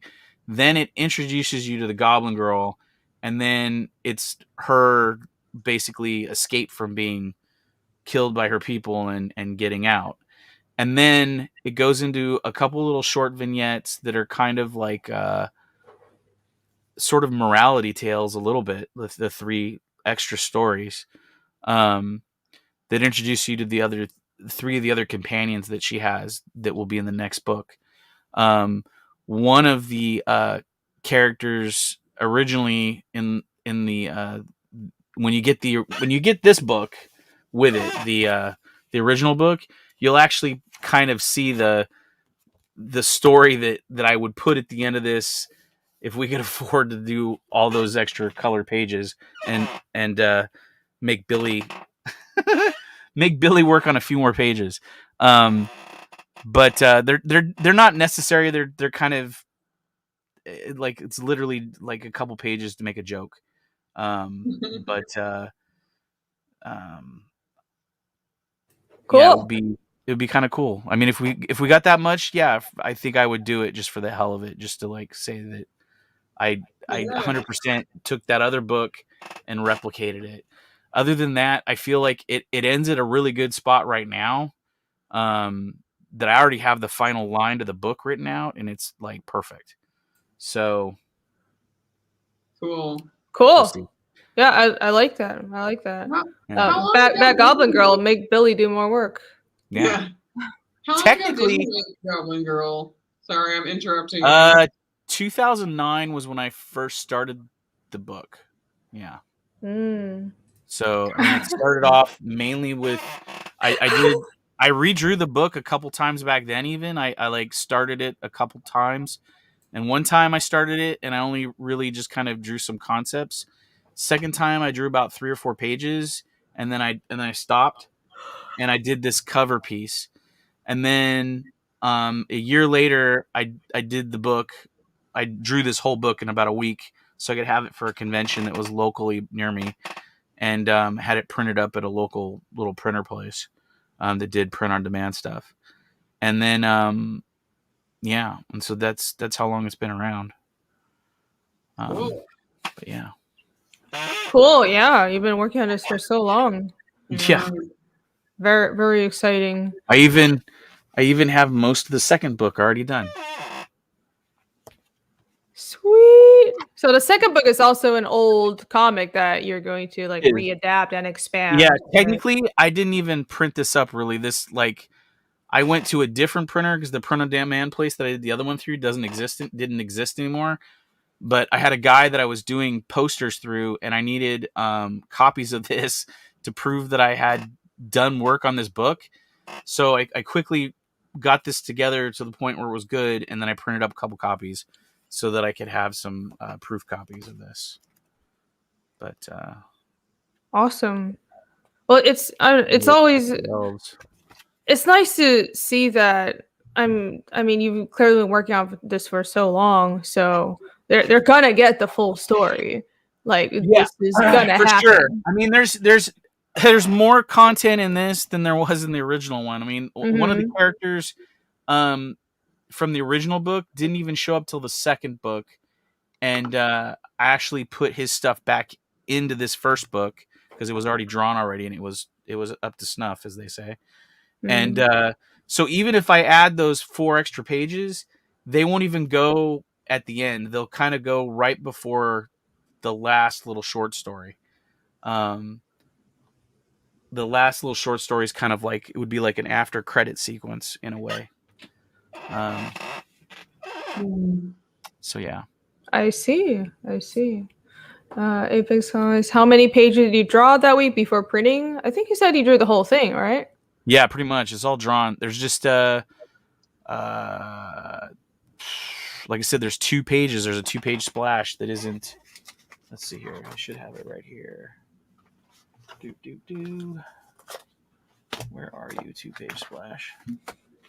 Maybe Human wants you to get a new oil that squeaky chair for a. I know. Sorry, it's this goofy chair. No, a Bat Goblin Girl, so Dan can buy a new chair.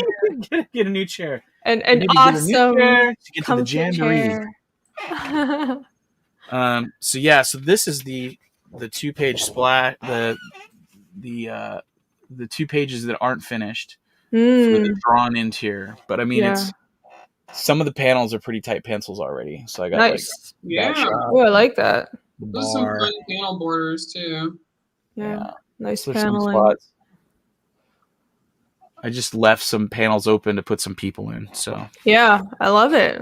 But that's all that perspective needs. is Honestly, nice. this is all that needs to be done. It's just these 2 pages. But yeah, and like I said, those 4 that I would add, they're already drawn also, because I would just use the 4 that are in this other book, because those ones are fine. But yeah. Cool. Well, so almost done. Mhm. Woo! Yeehaw! Yeah, it's there. I don't know where that came from. It's their friend in my. It's their friends. It's their friends. All right. Did we get more? No, we didn't get more backers. It's okay. People will watch the replay and back more. You got quite a few. I think that's like 5 new Definitely backers. did. So yeah. So thank you everyone who has backed it. I want to stay and watch Dan bring out all of his endless art and all of his sketches and the million redone pages that are perfect but he threw out and all the cast doodles. Yeah, the Oodles things of he doodles. calls doodles that are basically finished art, but we just hit 3 hours, so I think it's time to wrap this up. 3 hours. 3 hours, and I was like, yeah, should we do a long stream, because we thought that the actual closeout was today, but I'm glad we did. I mean, if we were going to actually if we're actually going to close out today, I would have prepared differently. I would have been like, okay, we're going to be streaming until 3 a.m., but we're not. It's just a normal. You dyed your hair green stream. Yeah, I would have done the whole like Shay thing, just painted myself. You know, more in the elf ears and everything. But dressed as Ragna and been like, this is it, guys. Yeah. I would have. I don't know. It would be ambiguous whether I'm Goblin Girl or Ragna. But no, the actual closeout would be tomorrow. They're twins, right? Yeah, they're twins. Yeah. So total coincidence, by the way. Their coloring is exactly the same. Yeah. Tomorrow, Thanksgiving night, is the closeout, so that'll be on BoobDan's channel. So if you guys want to be there for that party, you should head over. That would be awesome. Yeah, that should be fun. Maromi says raid Bancroft. It was Bancroft streaming. It's about time, right? It's just like, yeah, there you go. That's Aussie time. This is Aussie lunch break. So go raid Bancroft. Dan, what time are you starting your stream tomorrow? Most likely 10 p.m. Pacific, I think. Okay. Cool. All right. So we'll get some friendos in there. So it's like midnight or 1 a.m. my time? Yeah, probably, yeah. Okay. I mean, I'll be up. So cool. See you there. Alrighty. Yeah. I think I'll have to skip it. I don't usually stay up very much later than this. Yeah. I think right now is AC's bedtime. So Wise guys, I'm sorry, I can't. I need to. Oh my god! I need to work, and also I really need to go to the bathroom. Look, just leave the camera on. No, I'm just leave the camera on, Irene. We can just look at the chair. It's cool. Yeah, it's just been a dead chair stream, just all night long. Just have fun. I hope you're entertained. I'm gonna do that. I'm gonna do that someday. Sumatori says, "Great stream." And the rest of the panel in the chat, thank you for joining. Thank you so much. And yes, happy Thanksgiving. We're 30 minutes away from Thanksgiving. Oh my gosh. Happy Thanksgiving, everybody. Happy Thanksgiving, people. That means the gravy is going to be pouring down the chimney anytime now. Merkin, what? Is that a what? Is it? I don't know. That sounds fun though. Right? Isn't that what happens on Santa Claus comes down like Christmas? What I definitely know that happens is that doesn't like hat full of gravy and Christopher Columbus comes down the chimney. Candy hams, yeah. That's totally what happens, guys. Yes. Yeah. That's totally what happened.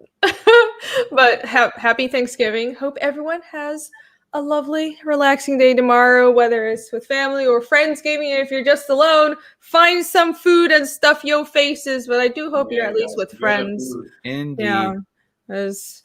It is Thanksgiving. You have to spend it with people. So don't be alone. Even I'm going to actually eat with people, which is a miracle. I'm leaving the house. It's shocking. All right. One more time back. Goblin Girl. The first 30 days closes out tomorrow, and that will be on Dan's channel. And keep an eye out for the crossover between Goblin Girl and Fiendish that we announced today. So it looks like the first part of the ARSHOW will be on Fiendish #2, which will launch. That will be launching early next year, but we're just letting everyone know this is happening, and then there will be a part 2 that will be on Goblin Girl too. So keep an eye out for that. And also, Back Fiendish. This is still in demand. All the grayscale books so far should have been mailed out, but those are still available you can still buy those right now. And the color books are still, the printing is still in progress. The proof is on its way to me, though I'm waiting for the ripped proof so I have like the physical proof. But then I have we're like going back and forth for the ripped proof for the final print run. So I have to get the physical proof, check it, and then tell them if the ripped proof needs any changes, and then we'll actually do the final print run. So that's where we are. But it's like everyone's off for Thanksgiving week, I guess. It's been kind of slow. But thank you all for your patience. And thank you for the people who backed Fiendish. I'm so grateful for all of you. You're all awesome. And yeah, check out the website as well in case you didn't know. Tons of world building stuff and my crazy language and character profiles, and I'm very obsessive. So yeah. Anyhow, be sure to check that out. It was good to see you, everybody. That's such a great closeout, wasn't it? So, before I leave, where can everybody find you guys? Dan? BoobDan art, Dan Plegel, on the YouTube. Please sign up and hit the bell. And I'm on Twitter, Instagram, and Facebook, but I'm mostly on Twitter and YouTube. So cool. But you'll find more art on Instagram too, though, so I share stuff there as well. Awesome. And AC and Nick? You can search for me at AC Zamudio on Instagram and Twitter. And Ink Imp and Facebook and Instagram. You can contact me directly at inkimpcontact@gmail.com. Whoa! Awesome! And you guys are actually posting online. AC has. I'm proud of you. I'm starting to. I'm really trying. I'm not really. I don't know. I'm very rusty with the social medias, so I'm getting back into it. I'm proud of you. Dan Plegel says, we are in an awesome chat. You guys are. You're the best chat.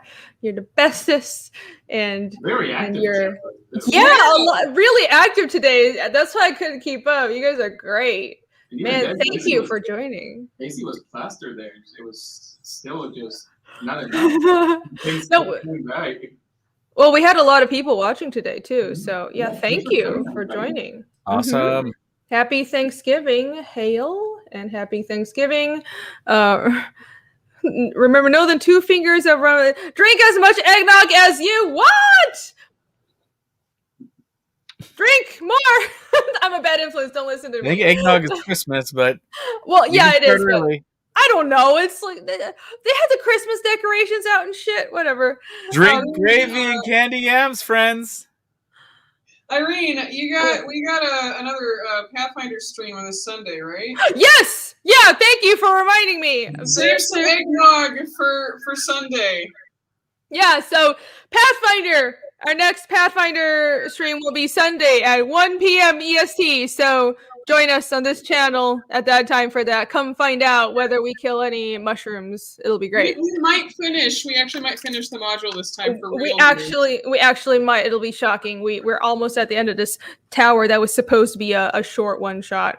So yeah, that'll be great. And you all can find me. I'm going higher. I said that the one session was 1 floor. What?